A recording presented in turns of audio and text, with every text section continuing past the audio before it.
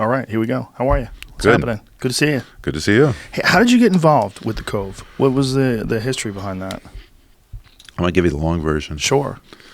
There's a good friend of mine, Jim Clark, the guy that started Netscape, Silicon Graphics, WebMD. I wanted to film. I was doing a story for Geographic back in 1995, I think it came out. I was on the information revolution, and Jim Clark was sort of the Steve Jobs of my generation, right?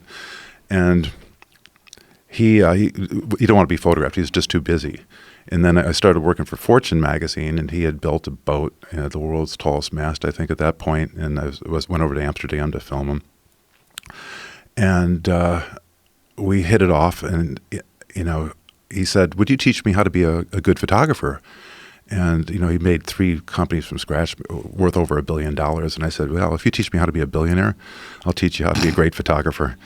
And then we would travel all over the world taking pictures for about the next 10 years. And we did mostly underwater photography. He built the best underwater camera ever made by an order of magnitude. It was just a piece of work, because Jim doesn't do anything half-ass. And every time we would go to a dive site and come back to it, you see this shifting baseline where there's less fish, there's less coral. In fact, he took me to a place in Papua New Guinea. He said, "Louie, I'm going to take you to the best place I've ever seen. It's in Papua New Guinea." We flew over there all day to get there, a day and a half to sail. We dive on the GPS coordinates, and it's rubble. It's completely gone. And this would happen not all the time, but a lot. We don't know what the insults were. It could have been dynamite fishing. Could have been it could have been anything. Who knows what it was?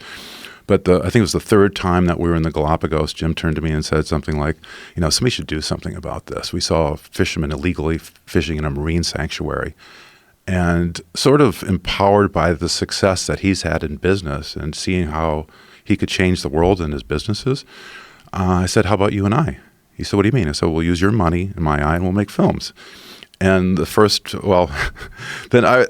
I'm jumping careers at this stage. I'm going from being a fairly successful, still photographer, really busy, to a career where I had really no business doing it. I'd never really made a film before, not even really a short film. And so I'm, nervous. I'm feeling sort of full of myself, like I'm going to start this great career. We're down the Caribbean on a boat. And my kid starts with Jim on vacation with our families. And my kid starts playing on the beach with another kid. It happens to be Steven Spielberg's kid. So Steven comes over onto the boat to meet Jim and I. He made Jurassic Park using Jim's computers, Silicon Graphics. And after I had Steven alone for a few seconds, I said, "Do you have any advice for a first-time filmmaker?" And he said, "Yeah, never make a movie involving boats or animals." Oh, great.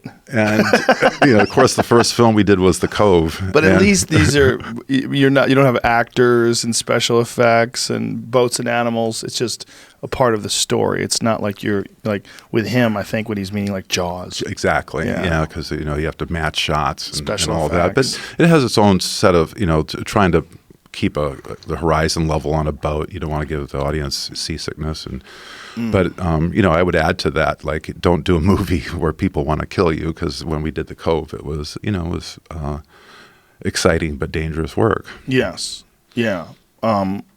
Look, that movie changed a lot of people's minds and opened up a lot of people's eyes to the horrors of the way dolphins are slaughtered and what. We were just talking about this before the podcast. I think they are as intelligent as human beings. I just think the difference is they can't change their environment. They don't affect their environment the way we do. They don't build houses. They don't have cars. They don't send emails. So we don't appreciate what they are. But when we look at the complexity of their brains, the fact that their cerebral cortex is 40% larger than a human being's, they have this incredibly complex language that we don't even really totally understand.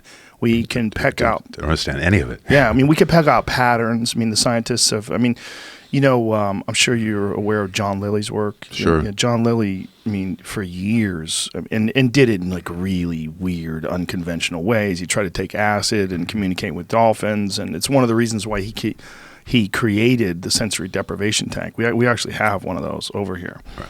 And Lily, they were forever trying to figure out some way to figure out some method of communication where they were trying to get the dolphins to talk like people, and we would try to make their noises, and to no avail. You know? Yeah, I mean, they're obviously extremely complex, animals. And if you judge them by our value, like people say, oh, they didn't invent, the car and they can't use computers. Right. But, intelligence can be seen as your ability to, exist in your environment. Yes. And by that standard, put us in the water, right. and have a go at it and see how we do. They don't need anything in that world. They travel through 3-dimensional space. I mean, it's incredible what they can do. Yeah, and it's not just dolphins too. You look at butterflies, monarch butterflies. It takes 3 generations for them to go to migrate from Canada down to a 6-hectare area in northern Mexico. And they do that. Somehow they find it, every year. And I couldn't find the studio without an iPhone. Right. So what's going? We don't even have a clue on how most of the world works. And we're the second film I worked on, Erasing Extinction. That's about we're going through a mass extinction right now. We're exterminating this stuff, these animals, before we have a chance to even know how they operate, what the ecosystem, how it even works. Right. A friend of mine said it's like we're burning down the Library of Congress before we have a chance to know what the books read. Yeah. Well, that's what they did with the Library of Alexandria. That's why we don't really totally understand how they built the pyramids. But what disturbs me is this egocentric approach that we have towards marine life in particular, because they're the most intelligent versions of life that we know of other than ourselves, that we, for some reason, universally have accepted up until really recently, because of your film and because of Blackfish and more awareness and Sea Shepherd and all these different organizations that try to let people know, like, you got to pay attention to what this is, because I think when all said and done, we're going to look at this as some insane slaughter of what's basically like water people. They're like some form of super intelligent life that some cultures have just decided are just competitors in the fishing market. Yeah, well, I can't agree with you more. I mean, I think it's... And I think that was the shock of the Cove, that you see our counterparts in the ocean being treated like that. And I think, when you look at the way we made that film, it was, we pretty much told the story of what's going on in the oceans by looking at that cove. And William Blake said to see the world in a grain of sand. But we could look at, in that film we talk about overfishing and listen to the reason that they shouldn't be eaten, besides that they're sentient and intelligent, is also that they're toxic. Yeah. Their meat is now, their flesh is now some of the most toxic waste in the world when you bury them. There's I think 6,000 times more PCBs than the background in the ocean. There's all the flesh that's been tested in Japan in the last 20 years has between 5,000 and 5,000 times more mercury than allowed by Japanese law if it was a fish, but it's a mammal, of course. So it's insane. Yeah. Just hearing that is insane. I'll tell you an interesting story. I was when we were making that film, there was a point where we went down to the IWC, the International Whaling Commission meeting down in Chile, and we were trying to get an interview with some of the top people there that run the organization, because whales, dolphins, are killing them en masse, and we had the footage at that point, and we were just hoping to get an interview with somebody that worked for the International Whaling Commission. And I think it was going from Houston to Santiago. The plane was full. I couldn't even sit next to my partners my buddies on the film crew. There was one empty seat next to me, and they were waiting for somebody else to come from another flight. And right before the plane door closes, in comes Akira Nakamai. He's the head of overseas fishing for Japan, the head bull goose loony, and he sits down right next to me. I'm looking at my buddies, on the plane, and thinking, oh my God, if there is a God, he has a good sense of humor. So he sits down next to me, and I didn't want him to find out who I was and then move. So I waited till dinner was served, an hour or two later, and I said, "Do you have any idea who I am?" He said, "No." I said, "I know who you are. I want to show you a film." Yeah, and so we had a condensed version of it, probably about 12 or 15 minutes of it at that point, and I showed it to him. And I said, how do you reconcile killing these sentient, intelligent animals when you know that their flesh is poisoned, and there's recommendations for pregnant women to eat this, this flesh, on the Japanese Ministry of Health site. And he said, I'm not in charge of food safety. I'm in charge of food security. In other words, he doesn't have to worry about the health consequences. All he has to, his job is just to provide enough meat on the plate for the Japanese people. And it gives you an insight of how he's thinking. He's in charge of, I think there's 145 million people in Japan in an area about the size of our California. He says 17% of the land area in Japan is only good enough for growing crops on or living on, where we have to turn to the sea for food. And at that point, they were also caught stealing about 200,000 tons of endangered bluefin tuna. This is over about a 20-year period. Now, when you start talking about big numbers like that, I can't imagine. It's hard to imagine it. But imagine, how are they stealing this tuna? Well, they have quotas, and they're exceeding their quotas every year, which means that they're taken away from other countries. Right. So it's not just like every country has their allotment, and once you've reached it, you're supposed to go home. But the Japanese kept on getting more, so the Australians actually caught them. They figured out over this 20-year period that they went through the books and saw what they reported and was actually sold at the Skiji market, and found out they had skimmed 200,000 tons. That's 5 big train cars, like trains full of endangered tuna, like not cars, but the whole trains, like 110 car trains, 5 of them full of. It's weird to just reconcile the idea that tuna is endangered. You think of tuna as being something that you just get at the store. Like tuna. Yeah. Tuna's a weird one, right? Because it's such a common food. It's in cans. You see it at the sushi place. You know what I'm saying? Like to hear that tuna's endangered, most people are like, is tuna endangered? Like they're hearing this going, is tuna endangered? But when you talk to people that work at the fish market, they'll very clearly tell you that there's a radical difference between the amount of tuna that was available 30, 40 years ago versus now. 10 years ago. I mean, we're down to bluefin tuna in particular is down to about 90. It's down to 4% of their historical levels. That's incredible. Yeah, and there's no way to stop this. It seems like everyone's waiting for someone else to do something, and during the meantime, everyone's just trying to make money.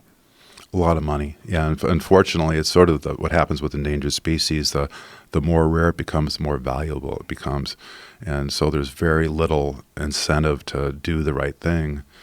And, but this is happening with all the fish stocks. I mean, I probably gave, I run a little organization called the Oceanic Preservation Society, and I probably gave out more seafood guides than anybody on the planet. This is the Monterey Seafood, watches, like what fish are sustainable. And I've seen them, go through the fish stocks, so less and less. We start at the big animals, and we start to, slowly go through all the fish stocks until we're, like McDonald's used to do halibut. Now it's pollock, which is a very small, white fish from Alaska. And now that's being, headed to extinction. So we're going through these fish stocks. It's, that shifting baseline where you're seeing, each successive generation adapts to the diminishment of the previous one. That's what's going on. So I just stopped, handing out seafood guides. And now I'm trying to sort of preempt it. So I don't think, the big question is, there's 7.5 billion of us on this planet, soon to be 10. Is there enough wild animals to feed us all? There isn't. You look at the biomass of mammals on the planet. Between livestock and humans, we occupy 96% of the biomass of mammals on the planet. 4% are wild mammals, and then so we can't all be eating wild fish. And think about that. You never go out and say, "Look, let's get some land food." Mm-hmm. You say, we've commodified, sea animals. That is interesting, right? You don't say land food. Yeah. That's a really good point. They did at the turn of the century. I mean, during the late 1800s, rather, there was market hunting in North America. And a lot of the soldiers were done with the Civil War, rather. They were hunting, and they hunted all the deer, the bear, the antelope, the buffalo, and they got down to incredibly low numbers. elk to this day, I think, are only in 10% of their original range that they were at in the 1700s. And that was all from market hunting, from people just going out buying, meat from these market hunters that have shot these things. And they didn't really have refrigeration back then, so it wasn't like they could freeze it and store it.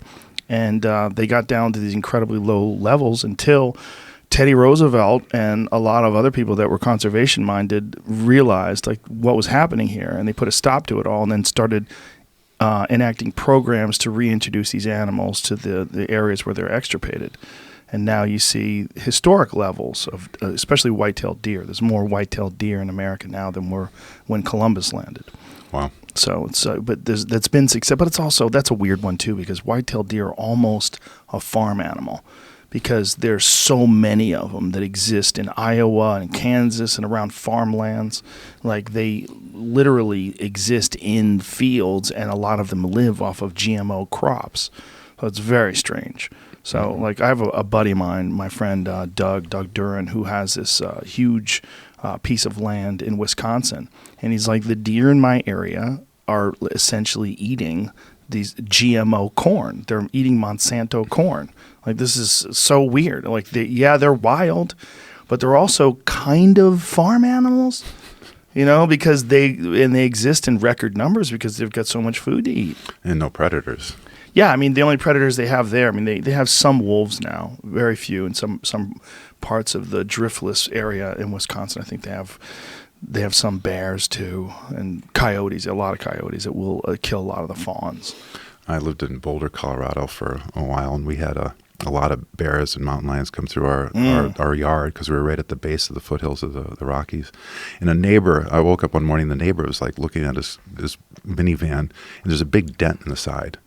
And he's trying to figure out like how to get a dent because it was parked here all night. And he found an antler in the bushes. And we thought, well, what the how did? And then the question is, how does a deer run into it? And then in the paper the next day, there was a picture of a mountain lion on a house down the block, sitting on a hot tub cover. This is in the winter, holding a deer with one, in his mouth with one antler. Oh, so it attacked it and slammed it into. Oh, Jesus Christ! I lost a dog in Boulder to a mountain lion. Wow. Yeah, I had a little dog. It was part American Eskimo and part Pomeranian. A mountain lion got it. The mountain lion, I think, got our cat. Yeah, they get everything up there, man. If it's not them, it's a fox. There's a lot of foxes up there that get things. But God, it's beautiful. Yeah, Boulder's incredible place. And you'll be driving down the road and you see, it's weird. Like the deer in Boulder know that they're safe. So like we were looking at this house in Boulder, and we opened up the door to the backyard, and there was this enormous deer just standing there staring at us. And my wife thought it was fake. I go, no, that's a real deer. She's like, what? And then it just turns its head and starts moving around because it wasn't even remotely freaked out that there were people a stone's throw away from it. Yeah. They're just so used to being around people.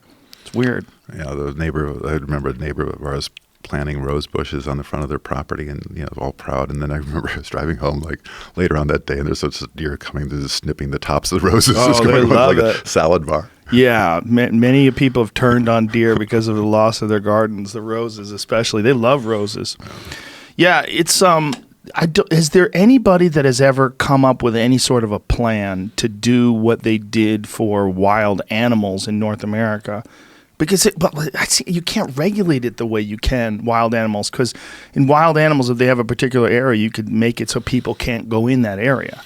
But the ocean is so enormous. Like, how has anybody come up with some sort of a repopulation plan? Sure. There's E.O. Wilson. I'm on the board of the advisory board of his group. It's called the Half-Life Project. You know who E.O. Wilson is? No. Okay. E.O. Wilson is a Harvard professor. Has 2 Pulitzers for his work in biology. He's wrote the book on biodiversity. He's considered the father of modern biodiversity. He's about getting right around 90 years old now. But looking at he would do things like go to an island and then pretty much exterminate everything on it, and then try to figure out, well, at what rate do the animals come back, and what's sustainable. And he's figured out that to save 85% of the wild animals on the planet, you have to put aside half of it for them. That's half of the planet. Half the planet. Yeah. So the ocean, you would have to literally make half the ocean where people couldn't travel in it? Not travel in it, just not exploit it. No fishing. Yeah, no fishing. Yeah. And so Sylvia Earle is working on hotspots. These they're called. I think what she calls it's like blue zones where you have a lot of biodiversity. Try to keep those away from fishing exploitation. How do they do that though? Like how? I mean, you would have to get everybody on board, right? Yeah. Well, the high seas are that's tough, right? Yeah. Well, the Japanese were fishing in an international marine sanctuary for decades. So you have to. It's really tough when you have organizations that really don't have any teeth to it. It's that the attitude that he has, that pragmatic attitude about feeding the population, you almost can sympathize with him, right? I mean, 100+ million people in this tiny place the size of California, and just pulling mostly fish out of the ocean. I mean, it's a crazy place to be in terms of his position. Yeah, I mean, I don't envy it at all. But what do you do? You don't slaughter dolphins. That's what you do. Yeah. Well, we're endangered species, or I mean, I don't know what's what's sustainable anymore. I mean, is it possible? I mean, I know they've done this in some places outside of Hawaii, where they've bred animals, fish rather, like sushi fish, like hamachi.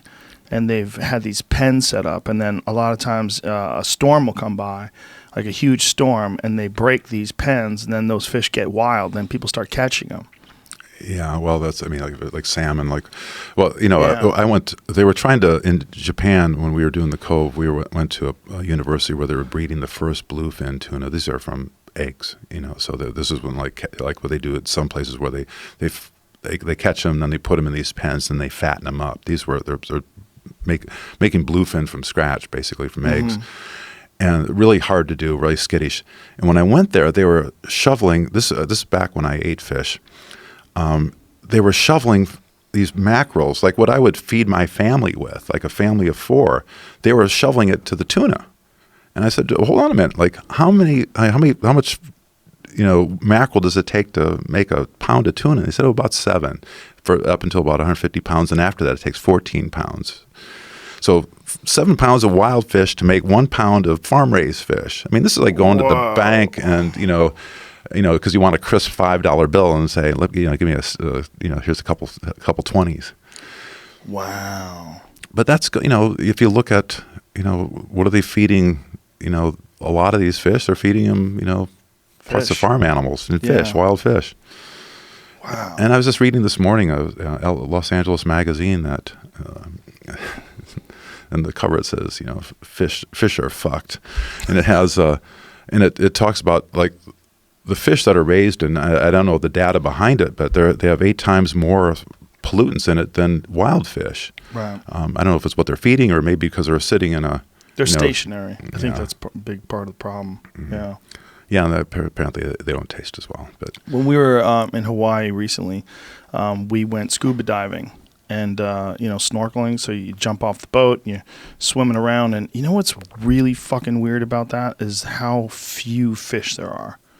Like when you're under there, you expect you're gonna dunk your head underwater with those goggles on. You're gonna see all this wildlife, all these fish swimming around. It's not much. Yeah, you don't see much. Yeah, there was about 10 years ago, I was down in the Caribbean. A friend was getting married, and I took his daughter out to, I didn't know it at the time, but it was her first time snorkeling. And we were in an area that I'd been to about 20 years before, and there was nothing. There was nothing there. It was just like a desert. Yeah. And then I heard her screaming through her snorkel, and I thought, what's wrong? And she was screaming because she saw a single orange tang. That was the only life form we saw there. I used to see clouds of schools of these orange and blue tang. Now there was nothing. And I thought, my God, she thinks that that's beautiful. And it is. It's just, the single fish. But, again, that shifting baseline, the generation before when I was there, it probably looked like the land before time. Right. These places I went to with Clark, Raja Ampat, where, you'd see, if you go to the Caribbean, you might see 30 fish on a different species of fish on a dive, and in Rajan Pike you can see 300. And it was just miraculous. And when you're taking pictures, you actually see more detail with the picture than you can with your eye can't comprehend it all. So it's only when you get back and you see these reefs that we lit like jewel boxes, you see how much life that there is there. But there was just unbelievable, stunning amounts of wildlife. But that's going on all over the world. In the Great Barrier Reef, we lost over half the Great Barrier Reef in the last 2 years. It was never that good anyway. 15 years ago, after being to some of the best preserved places in the world that I've been to with Clark, we looked at the Great Barrier Reef and we'd be like, oh my God, this is not that great. And now they've lost half again. So, if you're just putting your head in the water for the first time and you come from, Iowa or Wisconsin or Boulder, that looks pretty good. But if you knew what came before that, you're seeing this assault against, nature going on. What is taking out the Great Barrier Reef? We're heating the planet. We're heating the water. It's bleaching. So there's a couple things. There's multiple insults. You have runoff from fertilizer and pesticides from agriculture. You have the heating of the water. These events. When I say it's dying, it's dying. It's not like it's going to come back. Once the coral's dead, that's it. It's not going to come back. Does sunscreen play a part in that as well?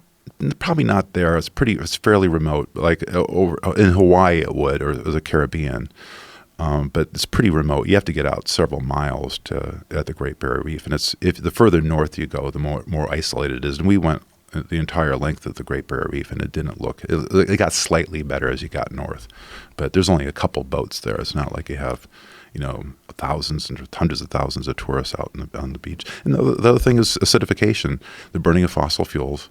Is acidifying the oceans. It's now about 30% more acidic than it was, 50 years ago. And when you make, there's more carbonic acid in the water, it makes it harder for the corals to survive. And it's basically you have these multiple insults going on at the same time. It's probably not just one thing, but there was a massive bleaching event 2 years in a row in the Great Barrier Reef, and so it's disappearing in our lifetime. That's but if you look at we have the last coral barrier reef in America is down in Florida, and they have like semi-treated sewage coming out of these outfalls that you could swim through. These, I've been out there, on these beaches. You could literally talk to somebody on the beach or scream to them on the beach, and they have this green water coming out of sewer pipes 200 meters away, 300 meters away. And so they're dumping semi-treated sewage on the last reef in America. This is going on all around the world. And, what we do, I don't know, but this is the last generation that we have that can actually do something about it, because we're seeing it disappear in our watch.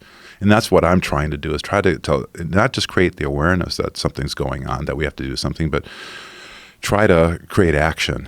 Now, when you say semi-treated sewage, what do you mean by that? Well, that's what they reported. So it smells like sewage. It smells like crap. But if you go to the website, it says it's just semi-treated. I don't know. They're not putting it through the aerators. They're not going through the whole system. But it smells like shit to me. You come out of the water and it's like we all stink. You smell like shit. Yeah. This is at the, by the way, this is on the Hollywood Fort Lauderdale border. This is not like legal. I mean, this is not a third world country. Like, how is the United States allowing them to pump semi-treated sewage?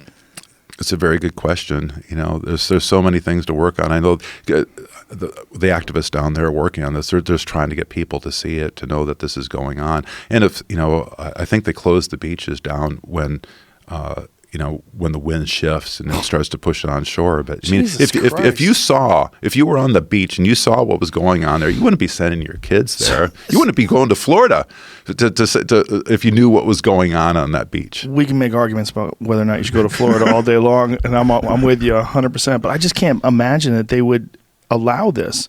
And that, I mean, how much more would it cost to treat it versus semi-treated? How much more would it cost? I don't have an answer to that question. To not do what they're doing. It's a good question. It's fucking insane. And then they close the beach when the water shifts and the wind shifts and heads towards the shore. And people get sick, and they probably don't even know it. Jesus Christ. Yeah, I mean, we'd be out when we were at one outfall. That's what they call them, an outfall. It's basically a sewer pipe. Nothing's happening. Then all of a sudden, you can start to hear this rumble, and then you see this green. Oh God! And we're not talking like a little drain pipe too. Like literally, you could swim through it, not stand in it, but it's big, like 4 feet, 5 feet tall. Now, why? I mean, why are they allowing? I mean, does anybody have an argument for why that's money? Money. It costs money less. It costs money to treat sewage. Jesus Christ, though, that's insane. Well, there's a lot of things like that going on. But it seems like now. someone should be held accountable for that. Like whatever cost benefit that they've decided is worth polluting the ocean by pumping sewage into it. Well, it's a good question. When we did, now that I recall, this is like 5 years ago, we tried to get an interview with the key people down there, but try to, like, if you're going to talk to somebody about this, nobody wants to go on record to talk about it because it's really bad for tourism. It's and it's not good for the political record. Is there video of it? Can we show video? Oh, yeah. You got something? Jamie's got something here. I need to see this. It's in Racing Extinction. The second film I did. Florida. This says it was in Pompano Beach. Oh, look at this. Oh, yeah. Look at that. There we go. Oh, that's so disgusting. 4 months ago, maybe. Wow. Closer. It is just a gigantic pipe pumping green shit into the ocean. Why is it green, by the way? Well, it's a good question. Picture. It could be the color under the water, too. But you said it was green when you saw it as well, right? Yeah. Well, yeah. Yeah, well, treated. It's treated. Yeah. It's much better that way. Well, everything in the spectrum down there is a little bit blue or green. Yeah, but look at that. It's probably food coloring. Look at that. That's fuck. What is that? Fish? Yeah, fish love chewing on the sewage. They can eat crab. Oh Christ! Yeah, and there's then the fishermen fish on it too when the outfall is going. Oh Jesus Christ! To catch fish that are eating shit. Look at that. That is insane. We're looking at this pipe, and it looks like a cloud of poison is being jettisoned out of this pipe and into the ocean. And then the important part is if you came up, you would see people on the beach. Oh, God. I mean, and we're not talking about miles out at sea. We're talking about... How in America, I mean, I know Florida's barely America, but how in America is that possible? It's a really good question. We try to, we try to explore some of these issues, but trying to get somebody to talk on the record about this is really difficult. Is there any other part of the country that has something like that? Not that I know. Fucking Florida. Jesus Christ. I mean, of course it's Florida. I mean, is there a place that is so worthy of all the stereotypes like Florida is? It seems like every time you think you've had enough. Look at all these fish just swimming into the shit. That surface looks like it's boiling when all the water comes up. Oh, God. Shit boil. Shit boil in Florida. And look at the ground. It's all just covered with algae. Well, that's kind of the point. Like, what I'm saying is,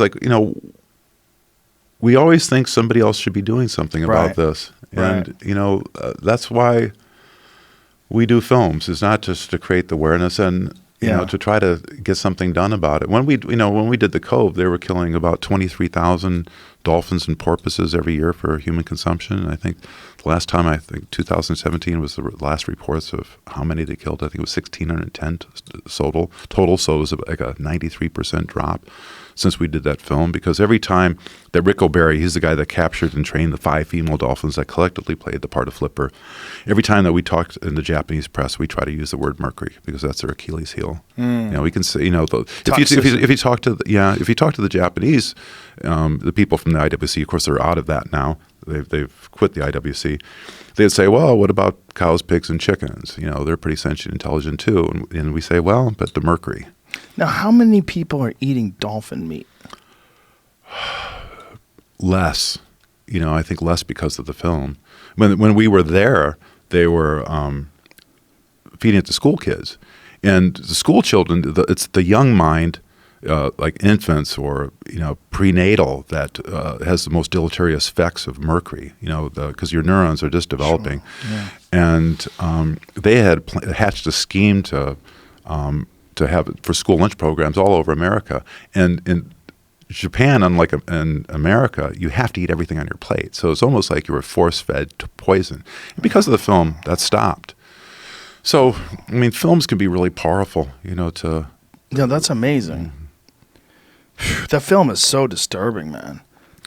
It's, Well, it is, and when Mark Monroe, the writer, he came up with the name The Cove. I said, it sounds like a horror film. He goes, well, it is. It is. I mean, look, if we're right, and these are water people, I mean, essentially as intelligent, if not more. I mean, you were saying that the complexity of their brains is... They have more, more density for neurons, like the folds of the brains. If you did a slice of a brain, it looks like a fjord, right? And there's more convolutions with a dolphin. There's more surface area for neurons, and of course, those the more neurons you have, the more connections you're making. And what they actually have there's a spindle neurons that they have for developing complex emotions. If you look at orcas, they're really tight knit communities. A male orca will spend most of its life not more than a body length away from its mother the entire time until it goes away to do what it does. These animals are really social, and they're communicating at levels that, like you said, we don't even know what they're saying. Yeah. Like the average person can hear from 50 hertz to 20,000 kilohertz, and they can hear. I think they can communicate up to 200,000. So there's a whole bandwidth, like an order of magnitude more bandwidth that they're actually communicating with. And we hear like a little squeak, like, but if you slow it down and break it down, there's actually, there's more patterns in there than we can sense. And what's interesting about whales, blue whales are really solitary creatures. They're not gregarious like dolphins. They don't usually hang out in big groups. But down in the Southern Ocean, it was confounding people. Like, how do they find the krill bloom that happens in a different area? Hundreds or thousands of miles apart. How do they? They all find it. And one of the researchers, Roger Payne, came up with this idea, and it was through the work with the Navy, that there's something called the deep ocean channel. And it's basically between the surface of the water and the thermal layer. It fluctuates depending on where you are at in the column. Let's say 500 feet. They basically use their voice, which is one of the loudest voices in the animal kingdom. It's so loud, but it's infrasound. You can't hear it. And they'll use it. It almost gets propagated like the internet. Through that layer. So it's bouncing up, and imagine that it's bouncing up to the surface and down to this cold layer, and it can go for literally thousands of miles. And it's called reciprocal altruism. Is the theory is that when one finds it, they start singing, and that notifies the rest of the group that this is where the krill bloom is, and then they can all survive. Holy shit! There's a friend of mine, Chris Clark, Dr. Chris Clark from over in Cornell University. There's a string of pearl hydrophones that the Navy uses called SOSUS in the Mid-Atlantic Ridge, and it was designed to listen for Russian submarines back in the Cold War. But they opened it up to some researchers, and Chris was one of the first ones to, if you're a researcher listening to whales, you go out in your little boat and you drop a hydrophone in, and you can usually think, oh, that's amazing. Look, you can hear sounds everywhere. There's, everything is basically singing down there, from crackling shrimp up to blue whales. And, so you have this impression that, man, I just, dropped in on this conversation. I don't know what's being said, but like it feels pretty special. Now he goes to SOSUS, and they have back then it was like an underground bunker full of like people with 3 screens back before anybody had 3 screens, and everybody's listening to, for submarines.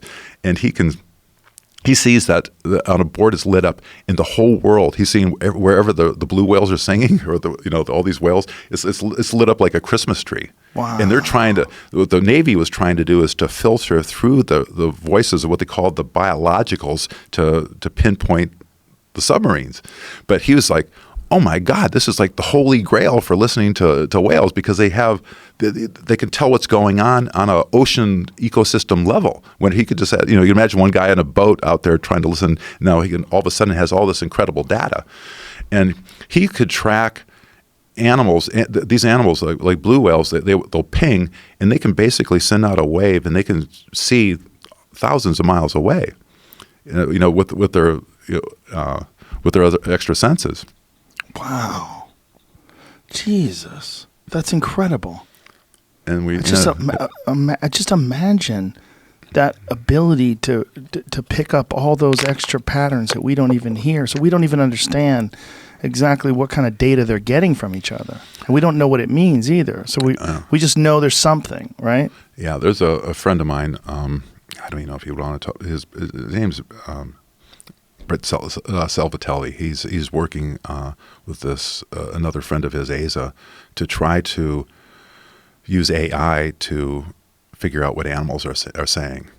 I know he's talked about it before, so I think it's with the press. So I think it's okay if I mention it. But I've been sending them to people like Roger Payne and Chris Clark, these other researchers I know, because they have these huge databases, and they're trying to use AI to see if they can figure out, using computers, what these animals are saying. And I think that's the holy grail for letting us care about these animals. If we know what they're saying, I think that changes the game. Yes. I mean, Roger Payne, when it's in the Cove, but when, he's the guy that, well, he and his wife found out that these animals are determined that the animals, like humpback whales, are singing, these strange, beautiful sounds. I don't know, do you want Jamie pull up sure. Songs of the humpback whale? Yeah, we'll find something to play. That these animals were actually singing. It was actually his wife, Katie Payne, that figured it out, and he wrote up the paper with another guy. But like joyously singing. Yeah, she when a humpback whale. We have an issue with playing it. Yeah, it's actually been sold, so it's copywritten. Yeah. But a lot of times if we do that, we'll get pulled off of YouTube. Oh, okay. Yeah, because somebody owns that, which is hilarious, right? They own the sound of nature, which is just like what? You can probably, if you go onto the website of the Cornell Ornithology Lab, I think there probably is some stuff that you could play with that's not copyrighted. Excuse me. You think it's still look, it's tough. It's going to be real tough, though, because somebody may own it that may not know that somebody else owns it. An agent for the whale. They're protecting it and trying to get an agent for the whale. yeah. Some CAA I'll guy. take a peek. I'll look. Hey, we want to get paid, you fucks. Are you aware of what's going on with the resident Orca pod in outside of Seattle? Yeah. Yeah, which it's this very strange situation where the salmon have dwindled radically. And this resident pod only eats salmon. They only, Chinook? Chinook. So they only eat Chinook salmon. And so the ones that migrate, the migratory orcas are fine because they eat marine mammals. They eat mostly seals. And these poor resident ones do not want to eat anything other than salmon. And so they're literally starving to death, and they're trying to figure out ways to feed them. Yeah, no, I was working on that story for the last year or so on a different aspect of it. I was co-directing a film. I was doing the Russia portion. The Russians had illegally caught 101 cetaceans. It was about 87, roughly, belugas and about 11 orcas illegally for the Chinese market. I was covering that part of it. Was that the Chinese market of marine shows? Yeah. There's while the Cove and Blackfish in particular have been really effective about shutting down, in a massive way, the amount of people going to Thank God shows. But in China, they haven't got the message. So I think there's 25 new dolphin parks opening up in China alone this year. So it's like whack-a-mole, and the Russians were providing. No, that story. When I was in Russia, this is like one of those amazing situations. Putin, on a State of the Union address, announced that they're going to release the whales back, from the whale jail that were caught over in eastern Russia. So we ran over to Vladivostok and covered that portion of the story. But to answer your question, there's another co-director that was working on the Northwest, and the Lummi Indians were going out to feed, from their stock of farm raised salmon. They were feeding the animals, but that's not sustainable because they move around. Yeah, you can't find them sometimes. Yeah, but the solution seems to be to get rid of a lot of the dams. Yes, it's a kind of an unpopular position with some people, but they're not efficient anymore. They're holding up. The whole ecosystems are being degraded because of that. Well, the one of them that they initially, when they set it up, they didn't even realize what they were doing, because this was in like the 1930s or something like that, where they had hundreds of thousands of salmon just coming to this wall. and not understanding what the fuck's going on and dying there. There's a friend of mine. I'm a co-directing a film about plastics with Josh Murphy. Did a film called Artificial, and it's about just this, the craziness of raising salmon for fishermen to fish. Because and it gets really expensive when you start looking at like what you think is a wild salmon, what it actually costs to raise it. Sometimes it's like thousands of dollars per fish, because there's so few of them actually come through and then get back. But what is this, Jeremy? This is pattern radio. So this is a AI. I'll reset the website, but it says that you can explore yourself to find humpback whale songs and make your own discoveries. So this is use AI to explore thousands of hours of humpback whale songs and make your own discoveries. So they'll play some of it? Yeah, there's a lot to dig through here, but it's a really cool looking site for anybody that wants to go check it out.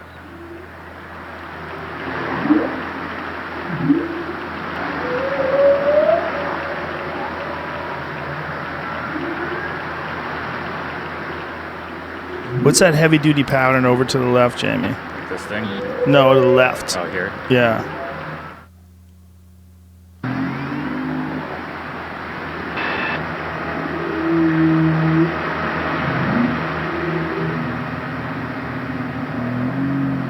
Whoa. I mean, what about those long bars right next to it? Right here? Yeah. No, over to the right. No. The Left. long ones. The long ones. lefty. Oh, like just to the right of that image. This thing? Yeah. Yeah. Wow. If that was coming out of space, you'd be like, "What?" The Yeah, hell? we would be like, we have to go immediately. I've often said that about Bigfoot, that everyone care. You shut it off. People are so interested in finding Bigfoot, but if you found Bigfoot, what would it be? It would be basically a big chimpanzee or something, right? Another big primate. We already know about primates. They're amazing. We know about them, though. But if an orca wasn't real, and someone said, hey, there's this thing, it's as smart as people, maybe smarter. It lives in the ocean, but it breathes air, and it swims around in these incredible pods, and they have really tight communities. They communicate with each other with this language that we have had our best linguists try to decipher. We have no idea what the fuck they're saying. You'd be like, what kind of animal is that? It would be a crazy mythical creature, like the creature from the Black Lagoon or the Loch Ness monster or something. It would be like some incredible thing. If you ever found one, people would be freaking out. But we get so used to things being real, and I think we're just used to them. And unfortunately, because of things like Free Willy and going to see SeaWorld shows where they're doing flips for fish and everybody's clapping, people have got it in their head that this is just the thing. It's a normal thing. But what they are is like one of the most fantastic creatures that the world has ever known. In all of the billions of years of life on this planet, there's two things that are mind blowers in terms of like their intelligence. One of them is us. The other one is them. All the marine mammals, whether it's whales, dolphins. I mean, whales are amazing because of their size, but whales, dolphins, and orcas, and obviously orcas are cousins of whales. But those things are they're some of the most spectacular creatures that the biodiversity of the earth has ever created. I agree. I mean, when you're watching a dolphin show, you're watching a spectacle of dominance. You're watching slaves. Yeah. I mean, listen. I mean, if this is a nice room, we have plenty of water, but if we needed food and we had to do backflips for it, after a couple of weeks, you and I would be doing it. Exactly, and that's what it is. Yeah, exactly. We on this film I was working on, we uncovered some information at SeaWorld, and this is the trainers talking to management about an animal that's not performing well, and then they get the vets involved, and the vets say, "Have you tried caloric deprivation?" Wow. So there's actually emails, and they'll never tell you that they're starving an animal to get it to do tricks, but there's emails now. The vet, the doctor. Imagine that if you went to, a university and his grades are down. What should we do? Well, starve him. you imagine if that was your kid? Your dad, they don't want to give me any food because I'm doing poorly in history. Like what? Yeah, or to perform better with the sports, I guess would be a better analogy. Be a better analogy. Yeah. Jesus Christ.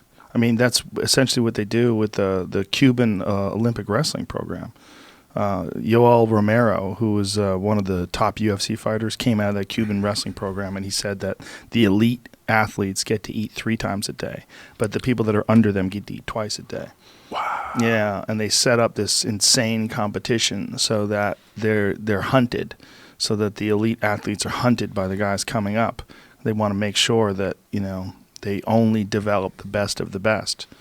And he has this crazy Cuban accent with his broken English. He's like, "He turned you into a machine."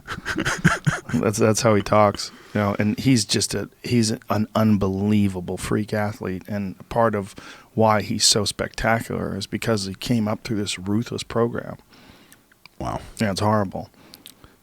But the results are pretty spectacular. It's just, to me, I mean, I have a very close relationship with a guy named Phil Demers, who has been involved in a decades-long lawsuit with Marineland in Canada. He was a walrus trainer, and I think I know his story. Yes, and the walrus bond with humans when they're babies, and he bonded with this walrus named Smooshy, and I believe she's the only one that's alive. Marineland has a horrible record of animal rights. I mean, the way Phil puts it, he goes, it makes SeaWorld look like paradise for dolphins and orcas. Wow. And he was an orca trainer there too, and a dolphin trainer, and he worked with these people over there, and just, I mean, horrific stories of what it's like, and to see these animals just living in hell, just tortured, and then they have no chance to ever find their family again. They were pulled from their mother when they were a baby, and now here they are, 15 years old, stuck in a swimming pool, developing ulcers. Their dorsal fin collapses and atrophies. I mean, it's so crazy that it's still legal. Like that after Blackfish, SeaWorld didn't just get shut down by the government, and that people didn't just boycott them en masse. Yeah, their stock. In a TED talk I showed the stock price of one thing. I was at Sundance for the premiere of Blackfish, and I went down and talked to the people that made the film afterwards, and I said, we're going to be the best thing that ever happened to you, because at that point I think we had like 650,000 followers, and then we helped organize getting musicians to stop performing there, and we sent a copy of Blackfish in the Cove to all the 10 major, everybody that sat at the board of directors that backed SeaWorld. So we, everybody that sat on the board got a copy of that film, and then when there's, I can't remember, I guess it was their earnings came out that quarter, their stock value just fell down from 32 to like 16. They lost like $1 billion in value almost overnight, and but now it's back up. It's back up in like the 20s, I think. Really? Yeah. So they're doing other things too. They're trying to do rides and do what the other theme parks are doing and try to get away from that business. But it's still happening. It should be illegal. I mean, it's really simple. It should be illegal. Once you look at the data, what we understand about their intelligence, what we understand about the way they've captured these things and taken them from their families, and what they understand the close knit or just the nature of these orca pods, the fact that it's not illegal, it's stunning. Yeah, well, they've a lot of them. They bred a lot of theirs now in captivity, which is even more fucked up. Yeah, and I mean, they're not even from the if like how they learn, and now they're suddenly thrown into these disparate groups where you have some that are wild, some come from different. Imagine these populations of the transients and the residents. They don't speak the same language now, and then you pull the mothers away, so there's really no. What do they do when they don't speak the same language? Do they try to communicate? They just run into it? They beat up each other. There's all sorts of evidence that we have had people go in there, And because there's a lawsuit going on right now with, and so we've gone in and photographed for the people with the lawsuit, and you look and they're raked. You know, the dolphins chew on the iron bars on the side or on the sides of the pool. A lot of their teeth are just sawed off because they get infected.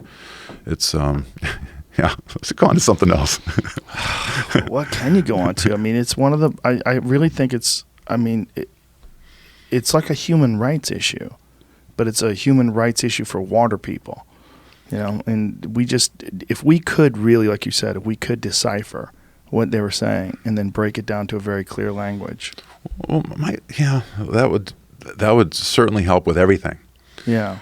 If we knew what was being said, because we did this film called Racing Extinction, and the working title was called The Singing Planet, because just about everything is singing. We just haven't been listening. Everything from a mouse up to a blue whale has a song. I mean, technically, it's a song, but we don't see it as that. We're looking at it only through our own eyes, and that was part of the objective of that film, was to try to get people to understand, like, hey, there's these other life forms out there. They're disappearing before we have a chance to even know what they're up to, and we're the last generation that can fix it. So, we're going through a mass extinction right now. The sixth. Right. The Anthropocene. And, when I started, I did 4 stories for National Geographic on dinosaurs, on the Mesozoic, the midlife of the planet. A lot of friends of mine were paleontologists. And Michael Novacek, the head provost of the American Museum of Natural History, I was in the Gobi Desert with him. And, you go around to these beautiful landscapes where you see dinosaurs laid out, basically from the tip of the nose to the tip of the tail, like you don't see anywhere else in the world. Like they almost got exterminated by something in one go. And he had told me that, well, we're going through a mass extinction right now. And I was like, what? He said, oh, yeah, there's, mankind is responsible for the 6th mass extinction. That's the first time I heard about it, about 15 years ago. And, I said, well, what are the issues? He said, well, the drivers are habitat destruction for agriculture, pollution, invasive species, and overconsumption. But the biggest one by far is habitat destruction, the raising of crops for animals that we in turn eat. So, if you look at what's going on in Africa, poaching is a big, huge problem. But a bigger problem is a lot of that land now is being, and what's going on in the Amazon as well. It's being torn up for getting feed for cattle. Did they find out what was causing those fires in the Amazon? Like, what were those? Were they set? Do they know? Yeah, those are all illegal fires for illegal crops, for soybean, corn to feed cattle. So they burned down the jungle so that they could wipe everything out. This has been proven? Oh yeah, and they're doing the same thing in Indonesia, but for palm oil. And the thing about Brazil is Bolsonaro apparently has approved this kind of behavior, right? Is that what's going on down there? Yeah. To prop up business.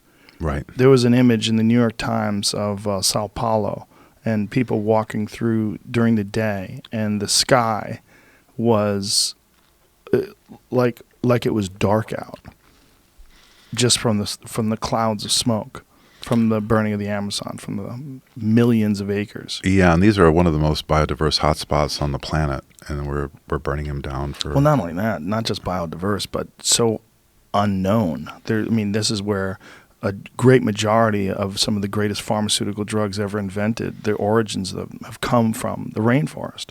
People have found various compounds and things inside the rainforest that have been used for a variety of different methods. There's all sorts of bugs in there that we don't understand. And look at that. There's the image.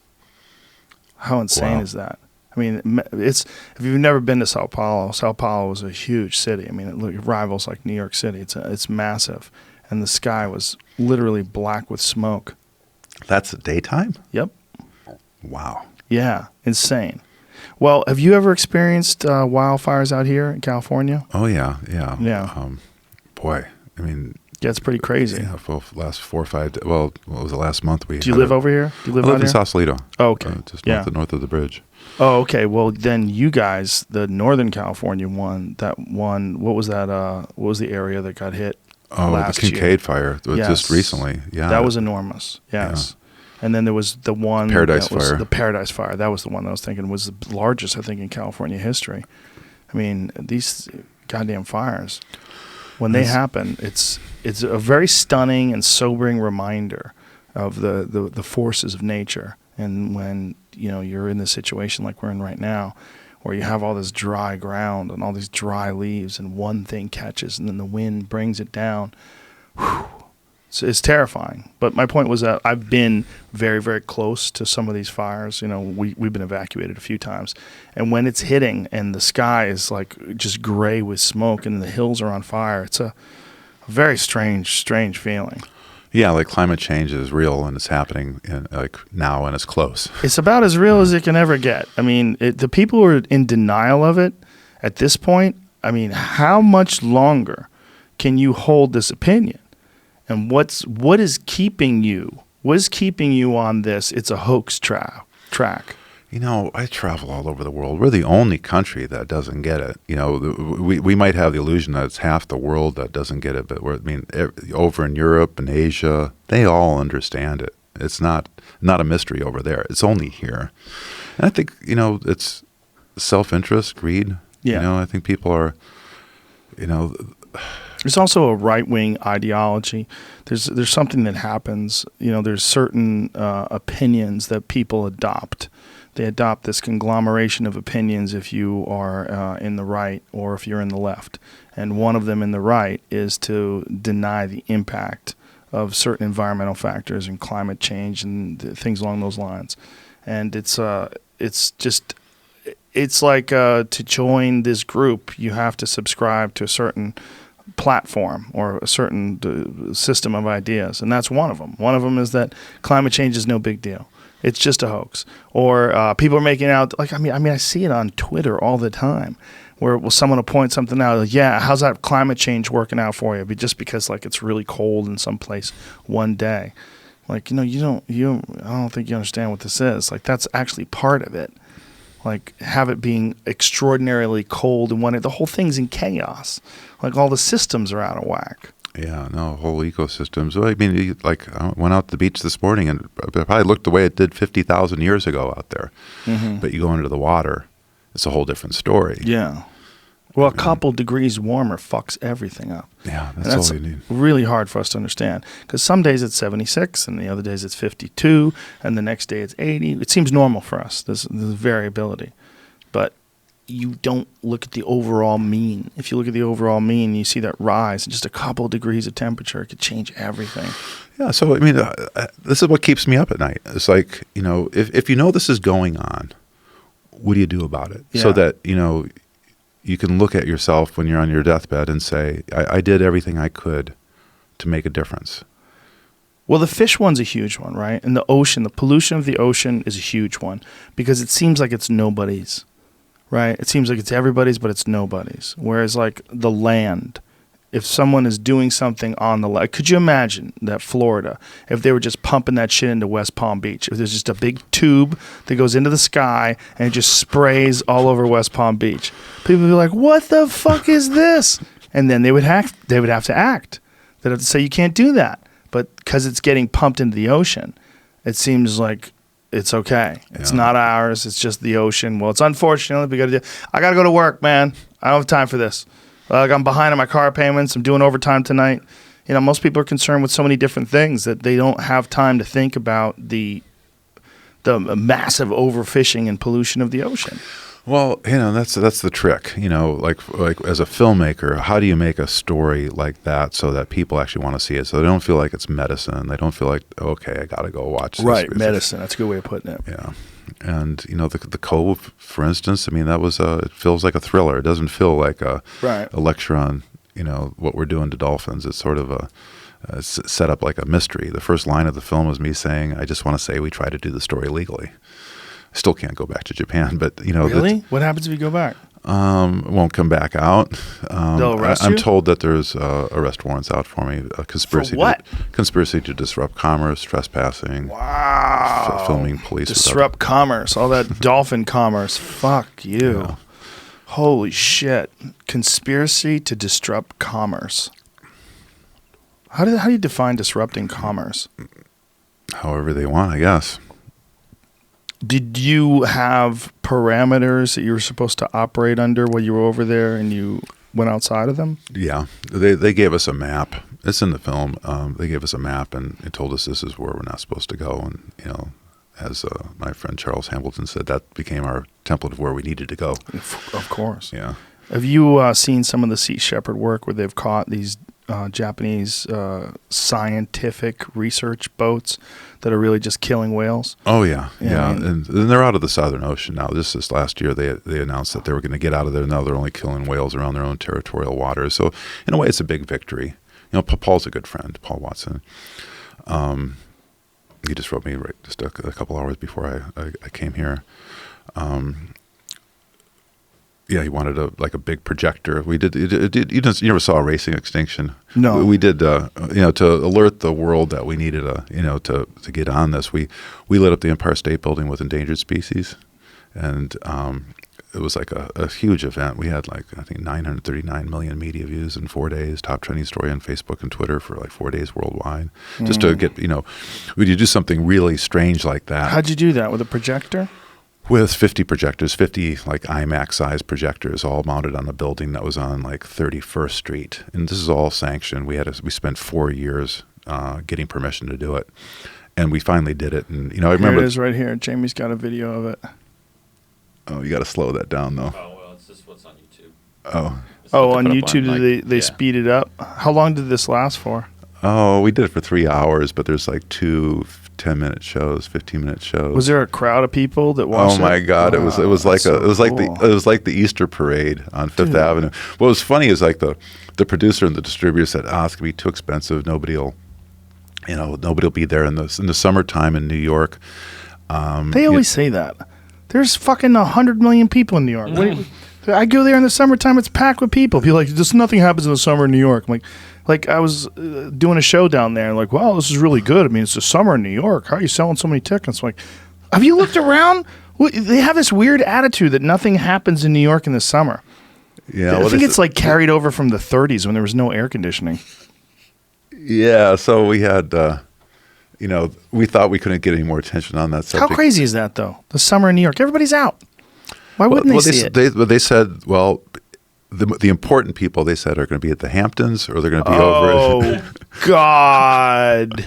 or overseas. Oh, my God. The important people. Did they really say that to you? They said that, and they also said the press wouldn't show up because at 9:30 at night nobody could afford overtime. Oh. But it looked like the Easter parade on Fifth Avenue. Yeah, everybody was wrong. Yeah, and then we thought, okay, that's it. We can't, get any more attention than that. Then the Pope called. The Pope wanted us to project on the Vatican during COP21. Whoa. And then we had, I think, 4.5 billion media views. You should have taken all of the extinct animal footage and replaced it with child abuse footage. Imagine that. All of the cases of all the pedophile priests well, there's a lot of issues. I'm more yeah, there is. I'm concerned with the ecosystems. I understand. One step at a time. Yeah. Yeah. That dirty place. Vatican's a strange place. You walk around there, you go, where did you get all this money? What did you guys don't even sell anything. They have fucking billions of dollars in art and spectacular architecture, and everywhere you go, the spoils of riches, and you're like, where do you get this from? It's an amazing place to visit, just historically, just to see what it's like. And in Venice right now, if you go the Doge Palace, if you look at the columns on that, those are all different. What they did is they pilfered Persia for that. Yes. And so it was, you had to bring it back when you were trading the 1600s. You had to bring back stuff you stole. Yeah. I was just there. I was just in Venice. And now, do you know that what's going on right now? They have the worst flooding they've had in 50 years. Yeah, I saw the Gritty Palace. I stayed there at the Gritty Palace. That's where we were. The lobby had 4 feet of water in the lobby. Really? Yeah. Holy shit. 4 feet of water in the fucking lobby? Mm-hmm. So what is causing that? Well, it's a combination of this time of year, the tides and the storms, but also the seas are raising. You have just a couple inches of ocean raising, you can imagine there's more water out Yes. there, and it gets pushed So ashore. how do you stay in the gritty palace when the floor is water? I don't think you do stay in it. I think that's the least of their problems right now. Wow. We had when I lived in Boulder, I wasn't in the flood zone. I lived at 4th and Juniper. This is, like I said, right against the foothills. It wasn't on a flood map, but we had a 2,000-year flood, and there was furniture floating. I had furniture floating up against the ceiling of my place. I got brought out by climate change. Look at that. Wow. That's how bad the flooding is. Yeah, that's where we stayed over the summer. Yeah. It's gorgeous, but weird. But it's like a really beautiful prostitute. You're like, do you have to do this? Because look at all that shit floating by. That's crazy how high the water level is. That's a restaurant. Yeah. Right. Wow, it's all underwater. Is that outside the Gritty Palace? It's around the corner. Yeah, that's what it looks like. Yeah. The cruise ships would pull up, and then you would see the amount of people that get out, and then the streets would be flooded. And all the people that lived there would be like, this all just started happening like a decade ago, where the cruise ships were allowed to pull right up. Mm. And during the week that we were there, they said they had 2 accidents with cruise ships, hitting docks. And we played a video of one of them. It's fucking crazy. You see this gigantic boat, and it's just coming in. You know it's going to hit the dock, and you know it's going to hit this boat in front of it. And everybody's running to get out of the way. And you see this, that's a mountain. It's a mountain that's floating, a floating mountain that has no ability to maneuver correctly. Look at the size of that goddamn thing. I mean, that is so much bigger than any of the buildings there. And that thing's floating in and banging into the walls. And look at the size of that. Look at the size of that. That is so insane.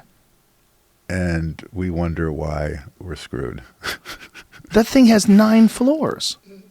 That is so crazy. Look at that. Yeah, there's probably, several thousand people, right? Oh, for sure. For many thousand. And, don't they just dump their waste right into the ocean? They did in the past. I don't know if they do it now. What do they do now? Put it in a baggie? Well, that's one of the things they found in L.A. I'm sure you're aware of this. They did a satellite overview, like an image of methane. They're trying to find out where's the greenhouse gases, where's the biggest, polluters. It turns out it was landfills. Oh. Landfills a huge issue. This idea that is that the greenhouse gas thing, the methane leak? Right. This idea that you're going to just put it in the ground. Hey, that doesn't work. It comes out of the ground. Yeah. I told you we had a Tesla that we had retrofitted for racing extinction that had a FLIR camera, the same camera that you use to see methane. Mm-hmm. It sees a spectrum of, it's not heat, but it can see methane, and you can put another filter in it so you can see carbon dioxide. Oh. And so we had, we went around the streets of LA, and we got onto the tarmac, and the carbon dioxide is a little bit of the boogeyman. You can't see it, but with this camera you can see it, and it's pretty astounding when you can, right now if you put it on us, it'd look like we're smoking. But when you show it on the streets of LA, it's like everything's disgorging. Right. Yeah. And there's not enough plants to absorb it. Yeah, you can't absorb it that quickly. But that's one of the beautiful things about when you go to the woods. There's something about when you're in nature and you're in the forest where, you like specifically like the Pacific Northwest, which has these incredibly dense forests. The air just has a different quality to it. I mean, it's just this rich, oxygenated air because, you're just around all these trees and plants. It has a different feel to it that you just don't get here. Yeah, no, LA, I was here last week. It's rough, bro. It is. It's rough. It is. Jamie and I have been planning our escape. We don't know what to do, though. We're trying to figure it out somewhere. Yeah. I think you can only stay here a little while longer. I came here in 1994, and there was maybe 30% of the traffic that there is now. And I'm not exaggerating. Maybe 40%. Let's get crazy. But this, now, it can be, I can come home from the Comedy Store at 11 o'clock at night and be stuck in bumper-to-bumper traffic. Just bumper to bumper. I worked for the LA Times back in the 1970s, and I remember at 3 in the morning, there'd be without an accident on the road, there could be traffic backed up. Yeah, without an accident. And I don't, back then, I mean, I'm probably, I don't know, how old are you? 52. Yeah, so I'm like, I got a little bit more than 10 years on you, but I remember that this valley was always, for the first month I worked at the LA Times, the valley was just, you couldn't see anything. Yeah. And then one day it cleared up, and in a review mirror, I was living north of town in Glendale, and in the review mirror I saw White Cap Mountains, and I thought, where the hell did they come from? Right. Oh, that scared me because I thought... Yeah, you can see that from Woodland Hills. From Woodland Hills on a rainy day, when the rain comes in and washes it all away, you're like, what the fuck is this? There's mountains right there? Like, you don't see, literally, the pollution's so dense it hides mountains. But still? Yes. Okay, well... All the time. Because today's a beautiful day. It's really clear. It's a beautiful day. You get lucky. What really helps us is when the wind blows. When the wind blows, it clears everything out, and like you can get to a high peak. Like there's an area where I trail run, and you get to this really high peak, and you can look out at the top and pause. And some days you don't see jack shit; you just see gray. And then some days after it rains, you're like, "There's fucking mountains out here." Like you don't like. I want to take a picture of this stark contrast. You know, matter of fact, I'm gonna run not tomorrow, but the next day. When I get up there, I'm gonna take a photo, and I'm gonna try to take a few photos and try to catch it when it rains, because it's supposed to rain sometime this week, and so get a difference between what it is normally versus what it is when it rains, because the difference is it's stunning, and it's all being hid by pollution, and we just have gotten accustomed to it. Yeah, well, I mean, catalytic converters helped a lot. Well, it also is helping a lot is this conversion to electric cars, and I really hope people continue down that path. You know, especially, I mean, they're getting better at figuring out how to charge them, and better at battery capacity, and they're better to drive. I mean, we were talking about Teslas. I mean, I have that Model S. I love that thing. I mean, it's amazing. It's just an amazing car. It's not, you don't lose, and I'm an automobile enthusiast. I love cars. You don't lose anything with that. I mean, it's more fun than any other automatic car I've ever driven. Yeah, no, I mean, I had one too for a while, but I told you I had the electroluminescent paint job and the projector. With it, yeah. It was it was a nice one. But I had one of the first electric cars in Colorado back in like 2007. I only knew of like 2 other ones, and I had 120 solar panels on my roof, so I didn't pay for electricity.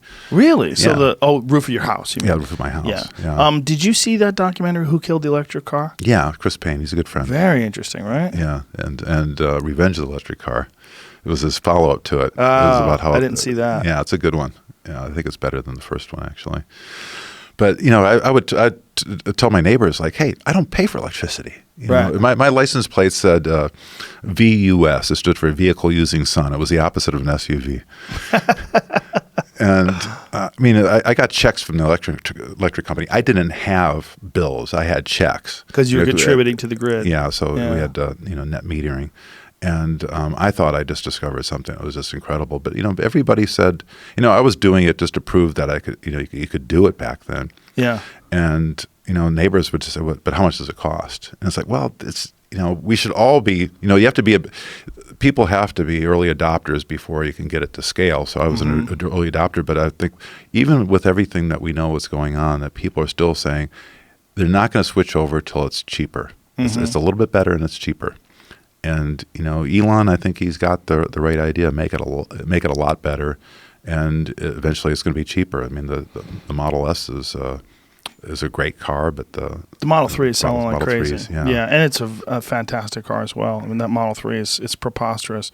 You know, I have a Porsche 911 GT3, and it's a pretty fast car.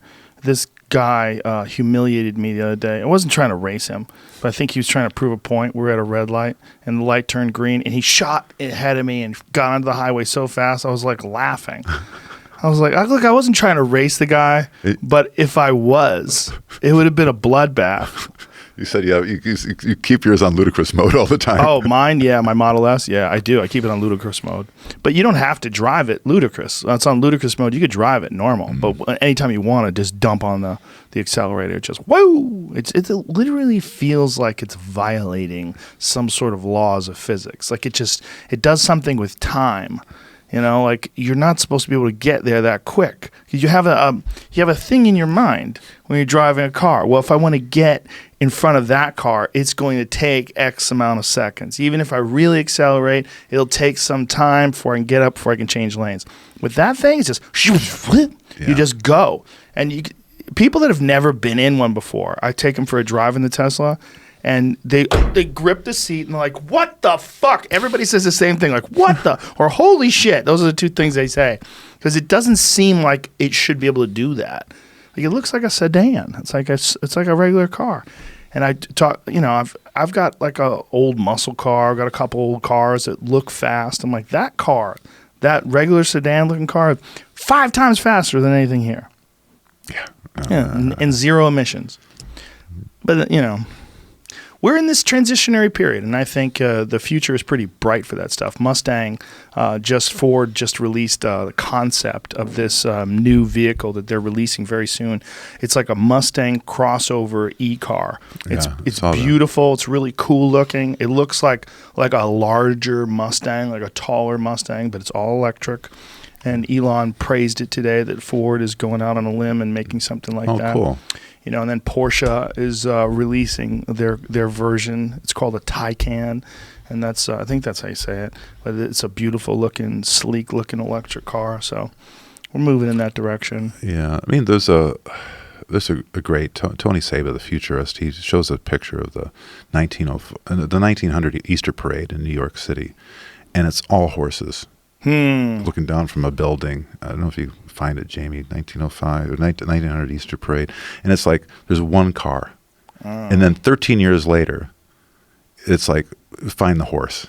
Wow. And that these transitions, they take, you know, about 10, 12 years. 12 years ago, we were punching the number 2 key on our flip phones 6 times to text a capital C. Mm-hmm. And I think we're going to be doing the same thing with the transition with food.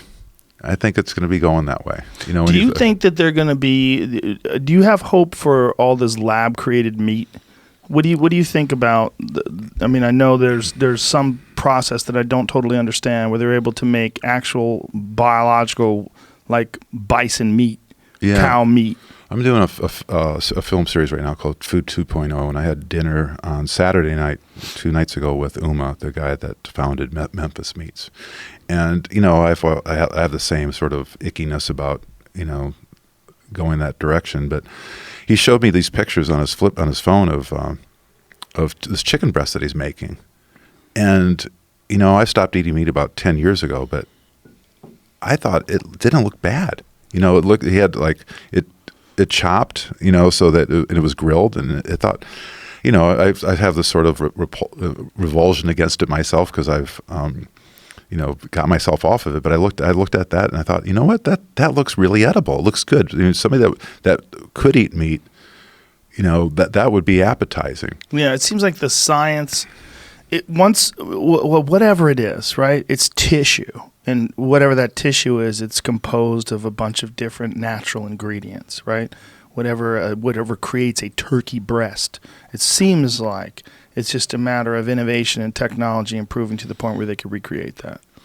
Yeah. No, the question is, you know, is that better for you than, you know, the whole foods plant-based diet? Or that's the real question, yeah. Right? Because that's where things get convoluted. What is healthy versus what is ethical versus what makes you feel like you're doing the right thing morally.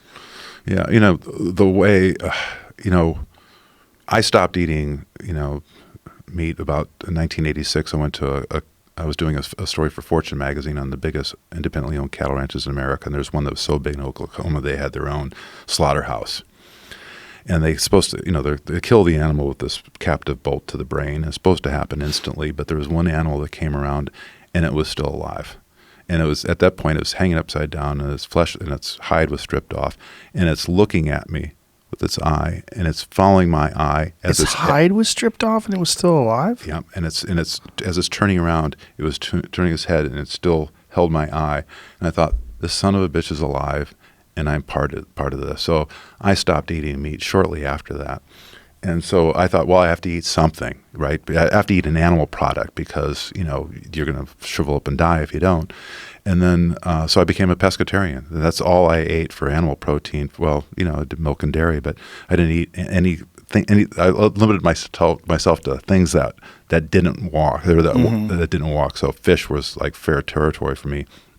And then when we made the Cove, there's a scene in it where we take a sample of hair from the deputy minister of fisheries there, and we tested for mercury. And when we were, while I was out at the lab, I thought, well, I'll get mine tested too, because I ate a lot of fish. I loved it. My son's still a professional fisherman, and I had a freezer full of fish all the time, stocked up of, fresh ocean, well, not fresh, but frozen ocean fish.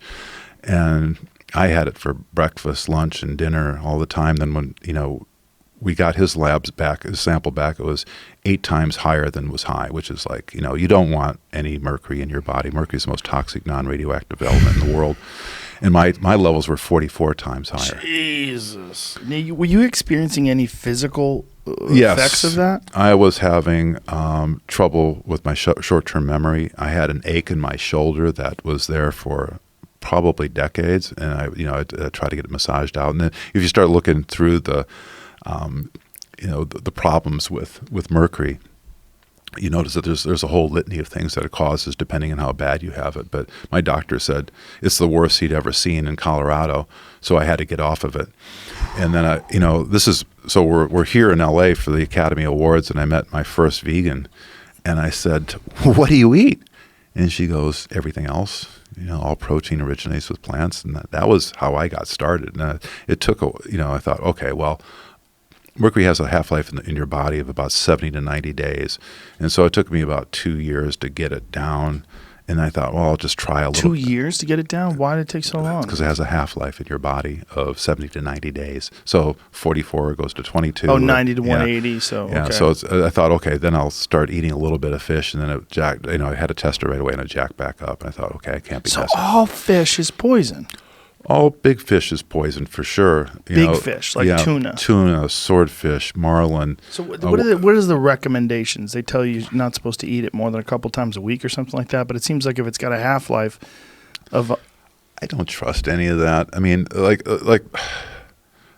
can't mess with it. I mean, when I was in Japan, I went to Minamata, where they had they call it Minamata disease, but it's not a disease. It's poison. There's a company that was intentionally polluting the bay where there's a lot of fishermen, and the kids, of course, the cats got affected first because the people give the fish to the cats, and the cats would have had called dancing cat disease. You heard the expression "mad as a hatter." That's because they had the felt from 150 years ago. They used to cure the felt, the beaver felt on top hats, but they would use the mercury, and the hatters would go mad. In Minamata, the cats got affected, and the kids. And then, the people, a couple 100,000 people got affected. And these were, remember, this is 1950s, remote villages. And an American researcher went there and saw that everybody looked weird and said, something's going on here. And he found out that they were dumping, mercury into the bay. And I visited a doctor there that studied Minamata disease. He was the guy that was in charge of figuring out compensation for what they owe people. And he showed me these brains of, they sliced open, and it looked like Swiss cheese. What we're talking about, the convolutions of the brain and how dolphins have more of them. Same thing with people, but and the ones with the slices, they look like Swiss cheese with those holes that the mercury's eating up in the brain. And so you don't want, once you see that, you don't want that in your body. So I had to get off fish and become a vegan, not for ethical reasons, but because I just couldn't eat it, just for health reasons. But I'm doing just fine. How fucking crazy is that most fish is poison? Like that is such a crazy thing to think that the ocean is so fucked up that most of the food you pull out of the ocean is a mess. Well, I mean, most of the fish that we're eating, I think 54% is farm raised. And then what I read, again, I just read it this morning in Los Angeles Magazine. But that's worse, right? It's worse, yeah. And, the ecological damage it's doing is crazy. The health consequences is crazy. So the question is then, what do we eat? What about mollusks? So one of the things that someone told me that was actually someone who was a vegan told me about mollusks. They said you can make an ethical argument that mollusks are actually less complicated life forms than even plants. They don't have the same nerve endings. They don't really move. They open and shut.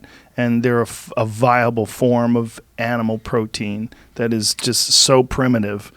I heard that too. Yeah. It's just, they're just not, like, we think of them as life forms, but so is broccoli. That's a life form as well. But there's actually more evidence that plants are intelligent than there is that mollusks are. Mollusks are an incredibly ancient life form. But then again, don't you get some sort of mercury poisoning from them as well? Well, they're on the bottom, right? Usually, and they're filtering, so you're getting whatever poison, whatever toxins are. I'm not going to say that mollusks are poison. I just wouldn't eat it. I'm going a completely different direction, but I've heard that before, that mollusks are. You can farm them too, right? Mm-hmm. You can. Yeah. I mean, if we really can break down that they're even more primitive, but yet more nutritious. God, I did a story in Polynesia on oysters, and they have the big oysters that they get, for pearls, and they just eat the mussel that holds all the organs and stuff on. When I said, in America we eat the whole oyster, they're like, what? Because the mussel tastes like fish flesh. It's actually pretty good. But, the idea that we're eating all those other filtered organs and stuff, I just don't know. I don't. But you don't know. I don't know. You don't know. Has anybody come up with any sort of comprehensive plan or anything that makes sense where they can viably repopulate the ocean?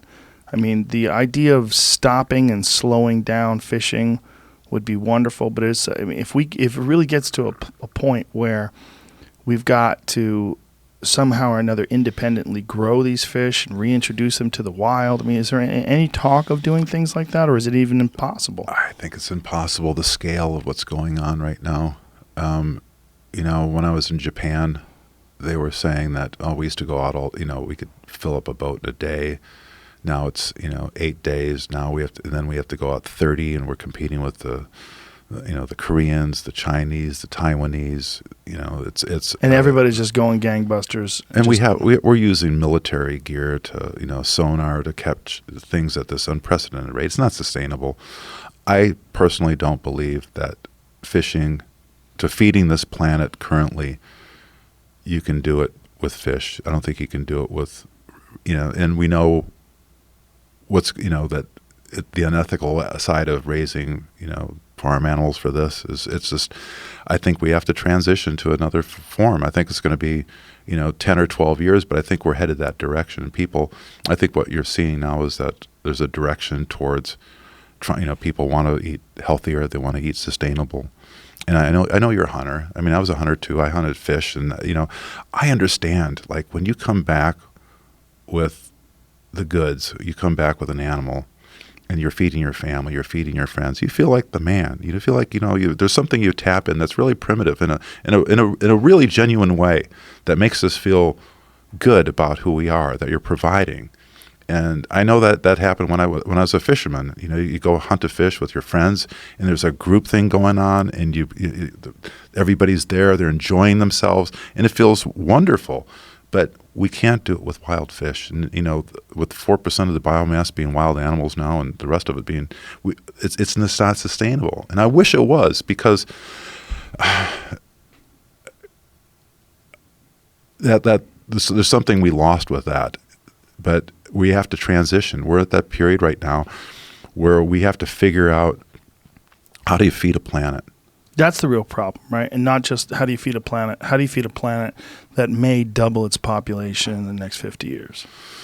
Yeah, well, they're talking 10 billion by 2050, and we're already at a point where, we're at the... so 20 years past that, it might really be double. It might be 15 million, billion people.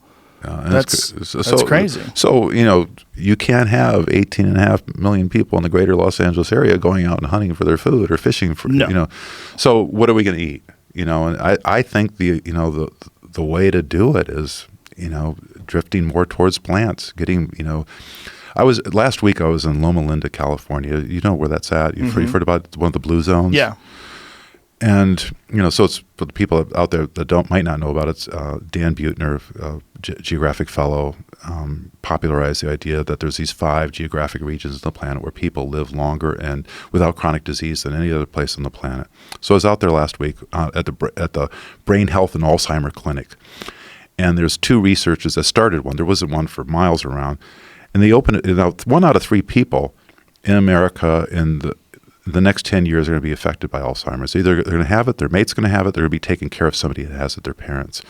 So it's going to overtake heart disease as our number 1 disease that we have. They opened up the brain health clinic there, with an Alzheimer clinic, and nobody came. Now, about half the population is Seventh-day Adventists. They're vegetarians by religion. And you go to the grocery store, they don't sell meat. They have milk, they have cow's milk, but it's on the bottom shelf. They just have a few things of it.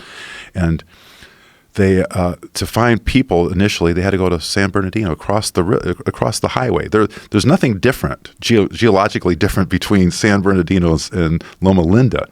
They're drinking the same water, breathing the same air, but they have a different diet. But they're living about 10 years longer than everybody. San Bernardino is one of the unhealthiest populations in America, and on the other side of Highway 10, you have one of the healthiest populations in the entire world, and they're living about 10 years on average longer. They're doing other things too. It's not just diet. It's a big factor, sleep. I mean, Dr. Matthew Walker has been on this podcast, who's a well-renowned sleep scientist, was discussing that it's one of the biggest corollary, one of the biggest factors where they've determined that the less sleep you have, the higher likelihood you have of Alzheimer's disease, and it's really stark. Like the numbers are, they're pretty undisputable. Yeah, well, I agree. They have 4 principles. The Scherzais, Dean and Aisha Scherzai. Sleep is one of them. Yeah. Whole foods, plant-based diet. Support, the community support, and exercise. Those are the big ones. Yeah. But out of the 3,000 people that they have in the Alzheimer's clinic now, only 13 of them are vegetarians and 3 vegans. So, I mean, you look at, if you break it down, the population, like how many of the 24,000 people there that are vegetarians, about 15%. You would expect, several hundred of them to be, with Alzheimer's to be vegetarians, but they're not there. So many of them are following that Seventh-day Adventist diet, which is vegetarian. Yeah. But what you're talking about, San Bernardino is a very poor community, unfortunately, and I think as well as I do, a lot of people in poor communities eat terrible. It's true. And you're eating junk food and sugar and all that crap. I mean, that's one of the primary factors when it comes to poor health and education is related definitely to brain health, unfortunately, and it has nothing to do that they're stupid. It's just that you're right. They're not eating. They're not eating as well. They have to. The first McDonald's was in San Bernardino. Was it really? Yeah. We went to the museum there, the McDonald's Museum. They have a McDonald's museum. Yeah. Do they have all the Ronald McDonald's from the beginning to the end? Everything. Yeah. So they've been really good about keeping fast food out of Loma Linda for. But isn't there giant concerns even with large-scale agriculture? When you're talking about monocrops and growing things for 15 billion people, you're going to need gigantic swaths of land. It's going to displace a lot of wildlife. You're going to have a lot of different chemicals that get released into the ground unless you're doing regenerative farming, in which case you're going to have to use some animal products anyway because you have compost and fertilizer. You need fish for fertilizer or something that creates nitrogen. There's a lot of issues even with large-scale agriculture when you're growing crops. You're doing something that's wholly unnatural. If you have 1,000 acres of corn or soybeans or anything that you're growing in large scale, that's not how nature intends it. Nature intends everything to be combined together. Right, but if you look at the amount of crops that are out there, most land is being used to grow crops to feed animals. So Well, sort of. A lot of it's being used to feed animals. A lot of it's being used for corn syrup and a lot of different. And we can agree on that. Get rid of it. Yeah, I mean, you've seen King Corn, right? Yeah. That's pretty fucking crazy when they check your DNA and they find out how much of your DNA is corn based, and you're like, what? Like, what is going on? Or how much of your cellular structure is corn based? It's like, How much corn is in your diet? And then you go through the supermarket and go and pick up box after box and read how much corn is in there. Corn starch, corn syrup, different proteins that they've extracted from corn. Well, let me ask you, how do you think if we have to feed 10, 15 billion people in the future, how do you think Real question. We should be feeding the population? It's a good question. It's a very good question. I have hope for this this fake meat shit. Not the plant-based stuff where they're using oils but the actual physical meat, that they can figure out some way to create meat without animals die. Like I am not a fan of factory farming. It's the reason why I got into hunting in the first place. I saw a lot of those PETA documentaries, and I just didn't want to have any part of any of that shit. And I know there are ethical ranchers that raise their animals grass-fed, and they let them roam. And there's a guy named Joel Salatin who has this thing called Polyface Farms, where he teaches people regenerative farming methods and teaches people how to let animals be animals, and is the polar opposite of factory farming. When you see these, and I'm sure you've seen some of these disgusting videos of these pig farms where they have lakes of sewage attached to these farms, where these pigs are in these warehouses stacked in one on top of the other, and then all their waste goes down through the floor and into these giant, huge lakes of shit and piss. And then they spray it on the crops. Well, I don't know if they spray that on the crops, but it leaks into the ground. Yeah. They spray the pig and shit on the crop. Oh, yeah. Well, look, all that stuff is wrong. I mean, all of it's wrong. I mean, whether chickens, raising chickens like that, or cows like that, or pigs like that. And there's a reason why they have these ag-gag laws. And those are another thing that are akin, in my eyes, to the same thing that the way we feel about dolphins in captivity in a place like SeaWorld. Those ag-gag laws, agricultural gag laws, they keep people from divulging the horrors of these factory farms. And there's got to be a way to stop those laws. First of all, these places should be transparent. If there's something they do that's abhorrent, there's something they do, you could see the lives of these animals when they're treated in these horrific ways. It's not necessary. It's just they're doing that for profit, and this is why you can get a chicken sandwich for $1.99 or whatever the fuck it is. Yeah, I mean, if the saying of slaughterhouses had glass walls. Yes. Right. Yeah.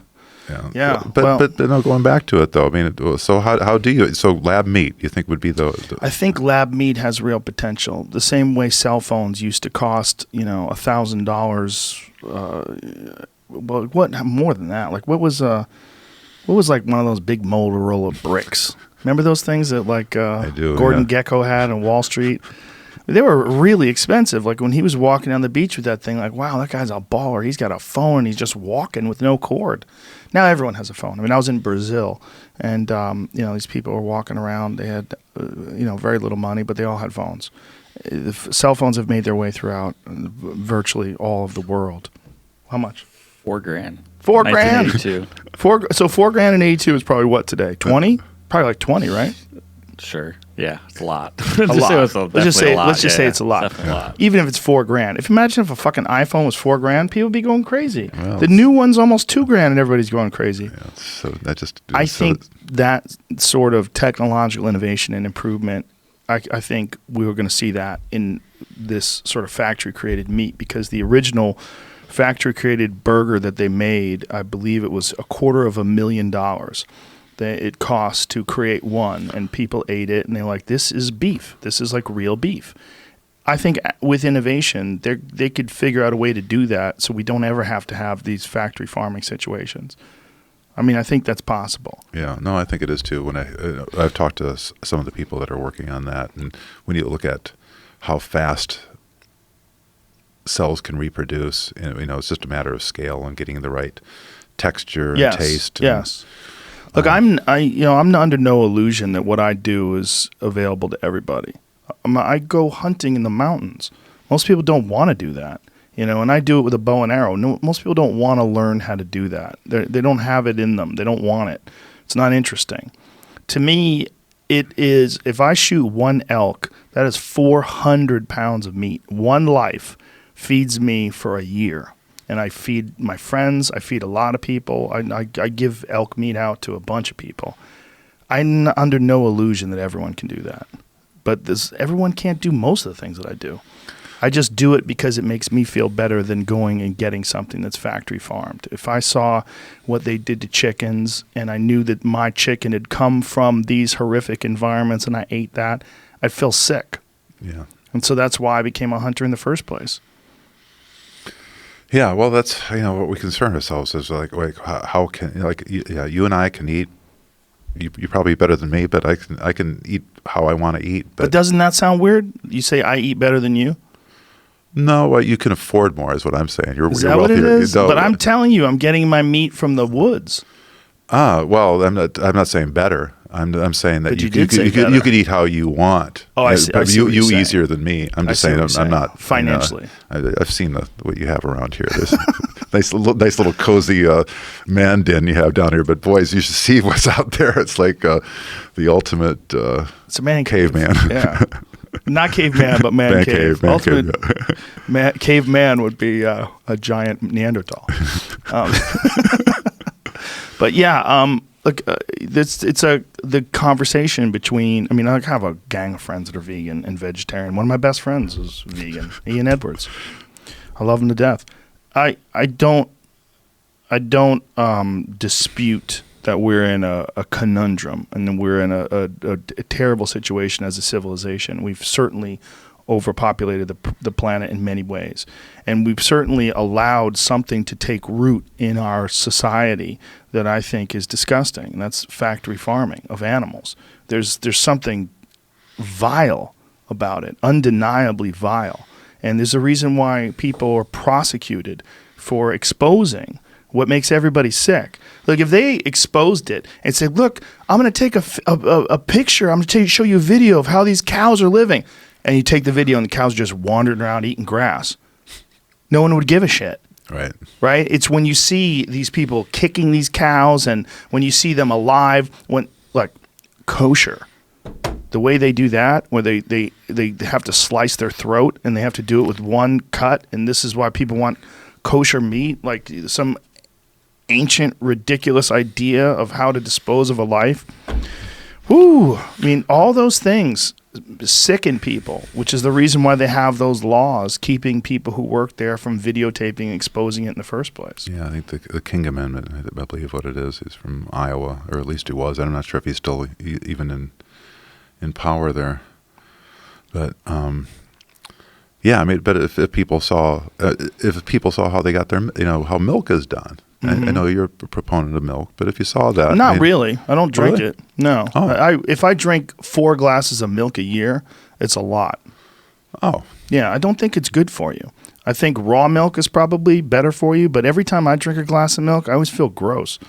I feel like the homogenization and pasteurization of milk, you're breaking down all the enzymes and boiling it, and what you get is some weird protein that your body doesn't exactly know how to process correctly. There's a reason why so many people get like horrible gas off of it. Yeah, so 65% of the population of the world's lactose intolerant. My 9-year-old, she's lactose intolerant. She can't have anything with cheese or milk or anything. I didn't figure that out till I was like 50, that I was lactose intolerant. I mean, really. I mean, I thought, I should have figured it out, but I just thought it was normal. I think my daughter gets it from me. I can eat ice cream and I'm okay, but I always feel like shit. It never makes me feel good afterwards. I always feel like, ugh. Like I'll have cookies and milk and then I'll be like, ugh. Yeah. It's just it's like my body's like, what is this? But however, I've had raw milk and I haven't had any problems with it. I mean, I just think there's a big problem with, acquiring raw milk. It's very hard to get. But I think if people are going to drink milk at all, that's how we're supposed to drink it. I don't think we're supposed to be boiling that stuff. And then, it comes out, it's dead. That's why, look, you're not supposed to have anything biological that can sit in your fucking refrigerator for 2 weeks and not stink. Like, how is that? And you look at the date is like a month. Like, how the fuck is this going to stay good for a month? Because they boil the shit out of it. And look, if you want to serve milk to 300 million people, that's how you have to do it. If you want to get it in containers and travel across the country in these trucks and get it to supermarkets and have it sit on the shelf and have it sit on the shelf and have it be financially viable for them to be able to hold on to it long enough for them to sell it and turn a profit, and then have no one get sick from it. Because like raw milk is good for like a couple of days, and that's it. And it used to be that people got their milk delivered on their doorstep. You know, the milkman, that was the thing. Milkman used to come to your house, and you didn't even really have a lid. It had like that little paper. Yeah, a little paper thing that you'd pull off. That's what we had as a kid. And it was fresh. Yeah. And the cream would sit on the top of it. It just tasted different. I've had raw milk. I haven't had it in years. But the last time I had raw milk, I was like, this tastes better. It tastes like when you drink it, it feels like your body is like, oh, I know what this is. Whereas like a regular glass of milk, my body's like, what in the fuck? And then you got to think about how they get it, right? Like how they keep these cows pregnant and the process of acquiring billions of gallons of milk for millions and millions of people. It's kind of gross. Yeah, well. Not even kind of. Yeah, I agree. Yeah. Yeah. But however, almond milk's disgusting. You don't drink that shit, do you? Why do you say that? It's just gross. It's just not milk, man. Almonds don't have tits. Like, what are you doing to that water? You know, just have a glass of water or drink some juice or something.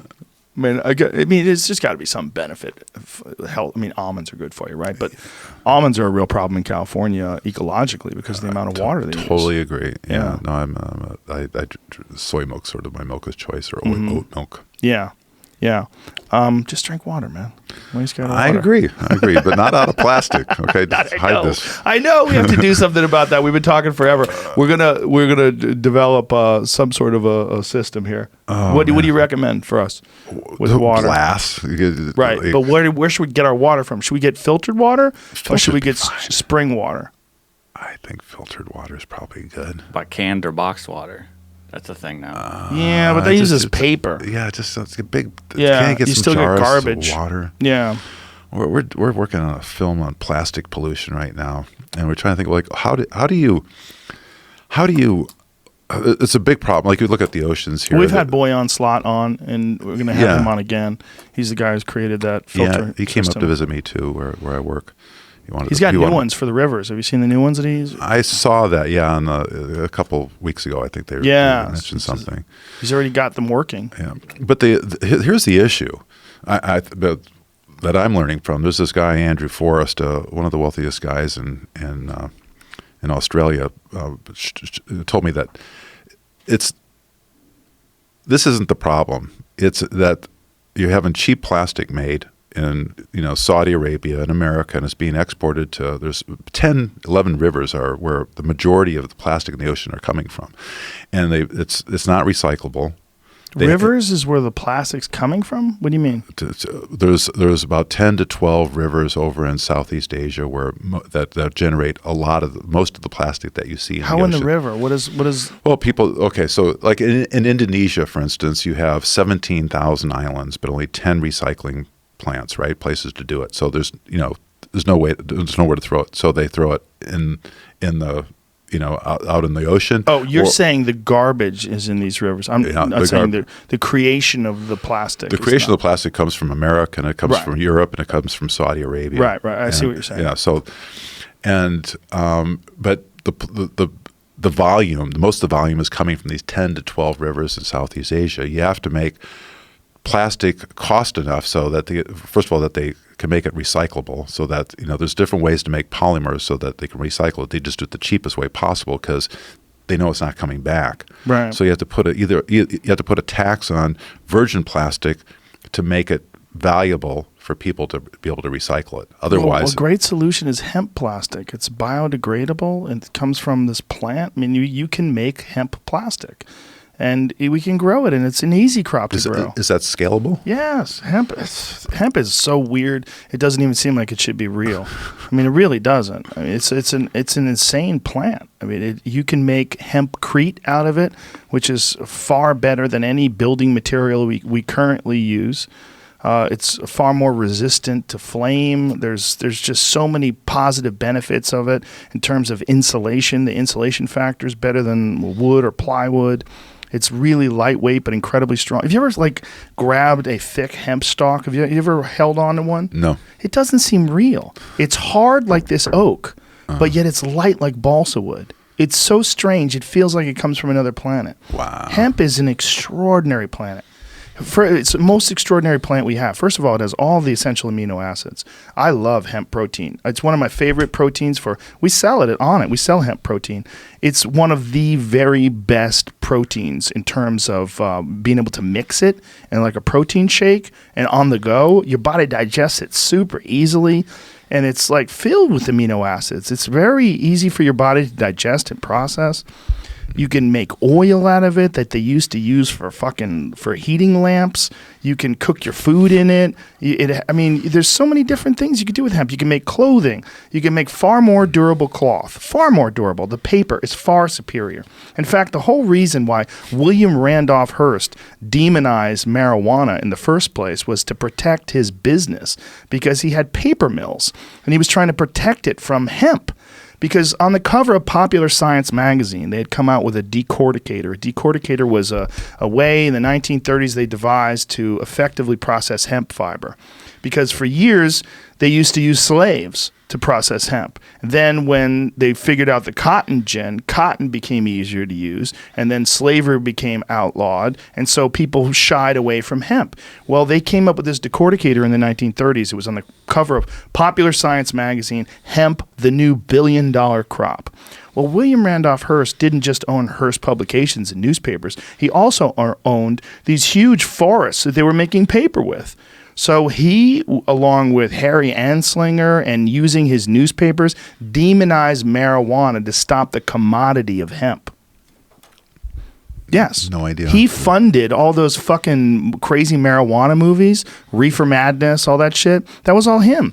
They came up with these stories that these Mexicans and black men were taking this new drug called marijuana. Marijuana wasn't even a term for cannabis. Marijuana was a term for a wild tobacco. So they came up with this new name. They called it this drug. Everybody freaked out because they didn't have the internet back then. No one had access to real information other than Hearst newspapers, Hearst publications. So he just fucking out and out lied and made up these crazy stories and funded these documentaries. And then marijuana became illegal and still is to this day. And you still have knuckleheads like Joe Biden literally yesterday saying that he thinks marijuana is a gateway drug. We're still in this, but forget about marijuana. Imagine if it wasn't psychoactive at all. The idea that hemp should be illegal until really recently in this country is a fucking travesty. It's horrific. It's food, it's clothes, it's paper. It doesn't even make sense that it could be so many things. It's literally like one of the most positive plants the Earth's ever known. Okay, I'll vote for it. Dude, you should do a next documentary on that. I think he got to Joe Biden. He's had to, Joe, fuck you, too backtrack late. a little bit. There's a lot to talk on here where I stand. 1 hour ago. I put my fucking Instagram post out this morning. It's got... And they did this one. I basically had a well-worded thing saying that anyone who thinks that marijuana should be legal is basically saying you should be locked in a cage for experimenting with your consciousness. And the freedom to do whatever you want with your body that is, especially with marijuana, that's not poisonous. No one's died of it ever. In the history of the human race, there's never been a single overdose from marijuana.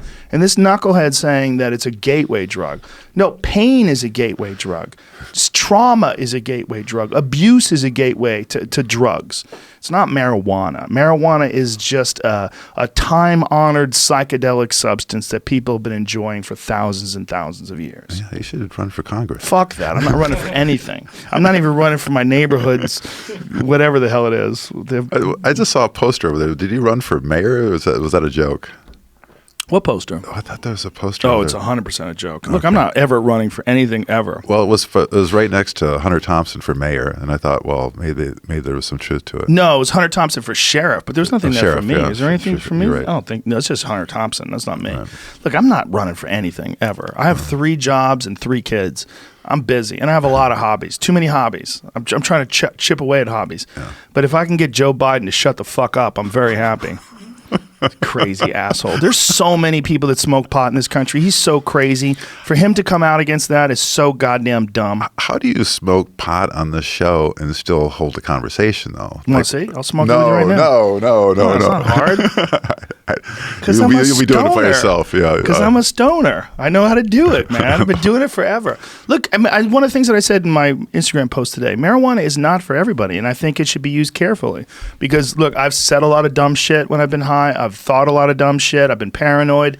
It's not for everybody. I think it should be treated cautiously, but there's a lot of benefits to it. I really firmly believe that it's made me a more sensitive person. It's made me more interested in community. It's made me more aware of how important it is that we're all connected and that we all converse with each other in a calm way. It's made me feel better about happy communication with people. It's made me more affectionate. It's made me more compassionate, more kind. It makes me more aware. You know, the feeling of paranoia, one of the things that paranoia is just an overall expanding of your awareness of your vulnerability.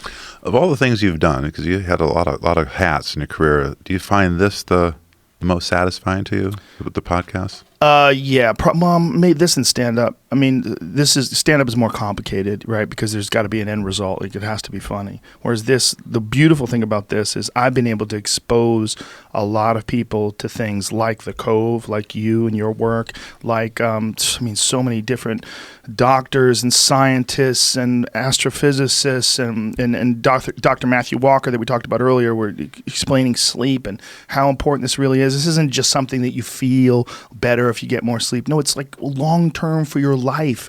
These are all little bits of information that I think it's very difficult for people to absorb just by going out and reading studies, right? So the next best thing is reading a book. Well, the next best thing is me having a person who wrote that book on a podcast to talk about it. And maybe not even the next best thing. It might be the best thing because it's absorbable. It's a conversation with people. And it's, to me, I've gotten a fantastic education from it.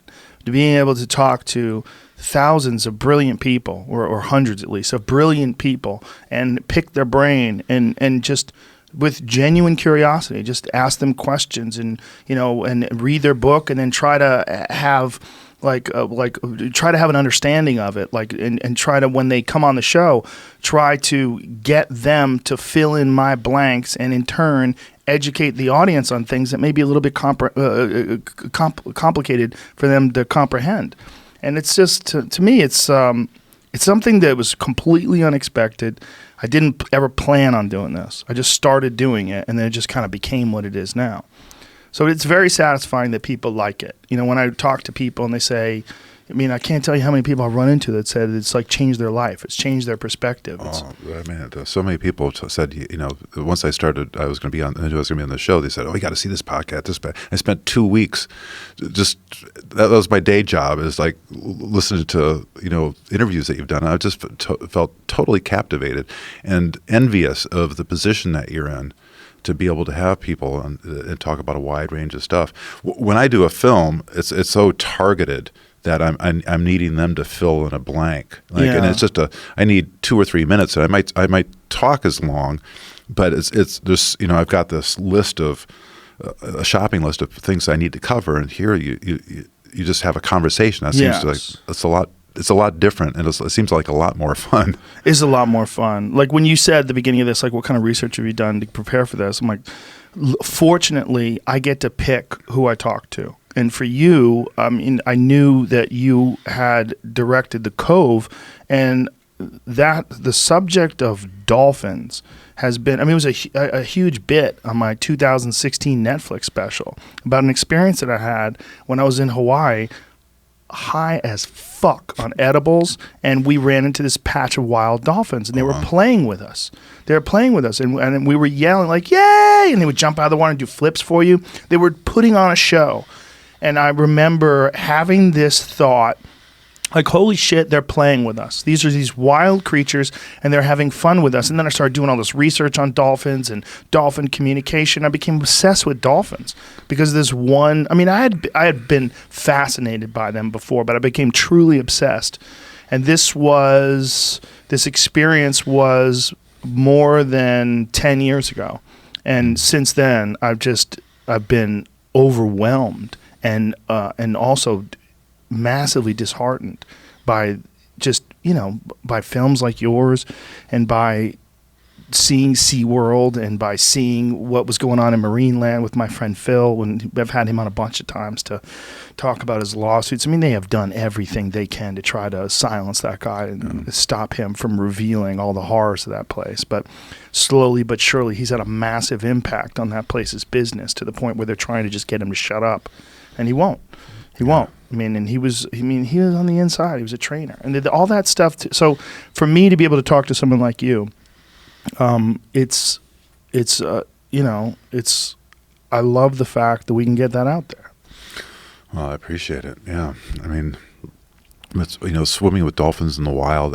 There was it triggered a memory over in Rangaroa. I was with our team, and there was 3 groups of resident dolphins so they're hanging out there all the time. You get to recognize them, and we were playing with them. And the more you play with them, the more you can spin around, the more you can, the more excited they get. Yeah. And they could only do it for so long. And I remember once that we were doing it, and we finally we had scooters, and we thought, well, a dolphin looks at you and you look like you're like in a wheelchair compared to what, not even. Yeah, right. Someone in a wheelchair can get around pretty good. Yeah. But in the water, we just look like we're just pitiful. Yeah. And so they can only be entertained so long. But the scooters, we figured we could engage them a lot longer. And then all of a sudden, this group just took off, and there was sort of you're let down because you're high from the experience of being with them in the wild. And they took off, and we saw that there was about an 18-foot long hammerhead, and they were taking turns ramming it away from us. Wow. Yeah, so it was like not only were they playing with us, they were protecting us. Wow, that must have been wild, though, seeing an 18-foot long hammerhead. Holy shit. Yeah, because they disappeared into the blue, and then we could see them ramming this thing. The dolphins were big. I mean, they're not quite as long as this table, but they're probably 300 to 500 pounds, and they're maybe 7 feet long, and they look tiny next to this shark. Wow, that's wild. That is wild. Yeah, occasionally you see they'll do drone footage off of the coast of Malibu, and you see like a great white swimming around there just a few hundred yards away from surfers. Oh, man, my son does that with drones. He goes out in his kayak and films them. My friend Peter Attia, he's done a bunch of like crazy endurance things, and one of the things he did, he swam to all of the islands in Hawaii, and to prepare for this, he had to do a lot of swimming. He lives in San Diego and swimming in the coast out there, and he was swimming literally. What do you say? Like a couple days after that guy got bit in half. Oh my God. I think so, yeah, I think it was just. He wasn't scared. He wasn't scared. I think. I think he was a little freaked out, but it was within a few days of one of the guys who got bit in half down in San Diego. When did this happen? The San Diego incident. I want to say it was 10 years ago, somewhere in the neighborhood of 10 years ago. And then there was one in Santa Barbara that happened about 4 years ago, 4 or 5 years ago. Occasionally they slip up, think a person's a seal or something, Most of the time when I've dove with a lot of sharks before, you usually only get them around you if you're feeding them. And that feels so horrible. It's just so unnatural. I won't do it anymore. But it's weird, right? Yeah, it's just not. I couldn't be around it. There's some friends of mine that were feeding it. They're on a feed, and I was about, I don't know, maybe 50 yards away, and I thought I just don't want to be part of it. And I was just filming on the reef, and these silver tips came over, and I don't know if they're excited by it. I had a camera with the strobes on it, but they just came in. They were like attacking me. And I had a rebreather. I died with a rebreather, so you can scream. So I started screaming as loud as I could through this thing. But I was pushing them off, and they were like working together. You could see it was like pack. Like one would go this way, then one would go this way. So you had to I had these lights with these like octopus with 4 lights on it, and I could push them away. But then one of the guides that we had brought over a tuna head and lured them away. But they were just it was because they were excited by. The feeding over there. So I don't even want to be in the water these days when people are feeding sharks, because it's no joke. When you're under the water, it's not like you can just run up a tree. There's no place to go. There's nowhere to go. You feel helpless, and that's their natural environment, and that's what they're there for. They're there to clean up. Anything that's weak, anything that's fucked up, anything, any seal that gets caught slipping, They're there for population control. I mean, there's a really powerful video off of the I'm sure you've probably seen it, off of Fisherman's Wharf in San Francisco, where a bunch of tourists are there, and boom, this great white snatches a seal right in front of everybody, and just thunderous explosion of blood and foam in the water, and like, whoa. Yeah, it's a couple miles from where I live. Yeah, I mean, they're magic. That's a crazy beast. I'm supposed to. Somebody just invited me today to go out and be with great whites, not diving, just to watch. Just to watch. There's a crazy video from, I think it was the Cape, somewhere around the Cape Cod, where there was like a 20-foot one next to a boat, and these guys were in this boat, and this great white just swims right up next to them, and they start fucking screaming and freaking out, and it's enormous. It's like 20 feet long. The only time, like, if you don't feed them, they're usually fairly. If you're feeding them, or if you're spear hunting, then they'll come near you. They're dangerous for spear hunters, right? Oh, yeah. What is this? Record-breaking year for sharks off Cape Cod. Yeah, apparently there's a lot of them out there now. What do you think is that because of a large number of marine mammals? Or drones. We can actually see them now, I think. Oh, yeah, right. Yeah, that's true. Yeah. So listen, man, I want to thank you for coming here. It was very cool having this conversation. Yeah, and if people want to see the Cove, it's available on... Boy, that's a good question now. I think you can still see it on iTunes. You can buy it. Is it on Netflix? Not Netflix. No, but iTunes, it's available there. Amazon, can you get it on Amazon? Yep. Racing Extinction is a little bit harder. I'm not sure where you can get that one, but I think that's better than the Cove in a lot of ways. Okay, I'll check it out. Yeah, it's a lot of fun. I'll watch it. The Cove was pretty powerful, man. Yeah, well, thanks. Appreciate it. Thank you. My pleasure. Thanks for being here. Thanks for having me. Cheers. Bye, everybody.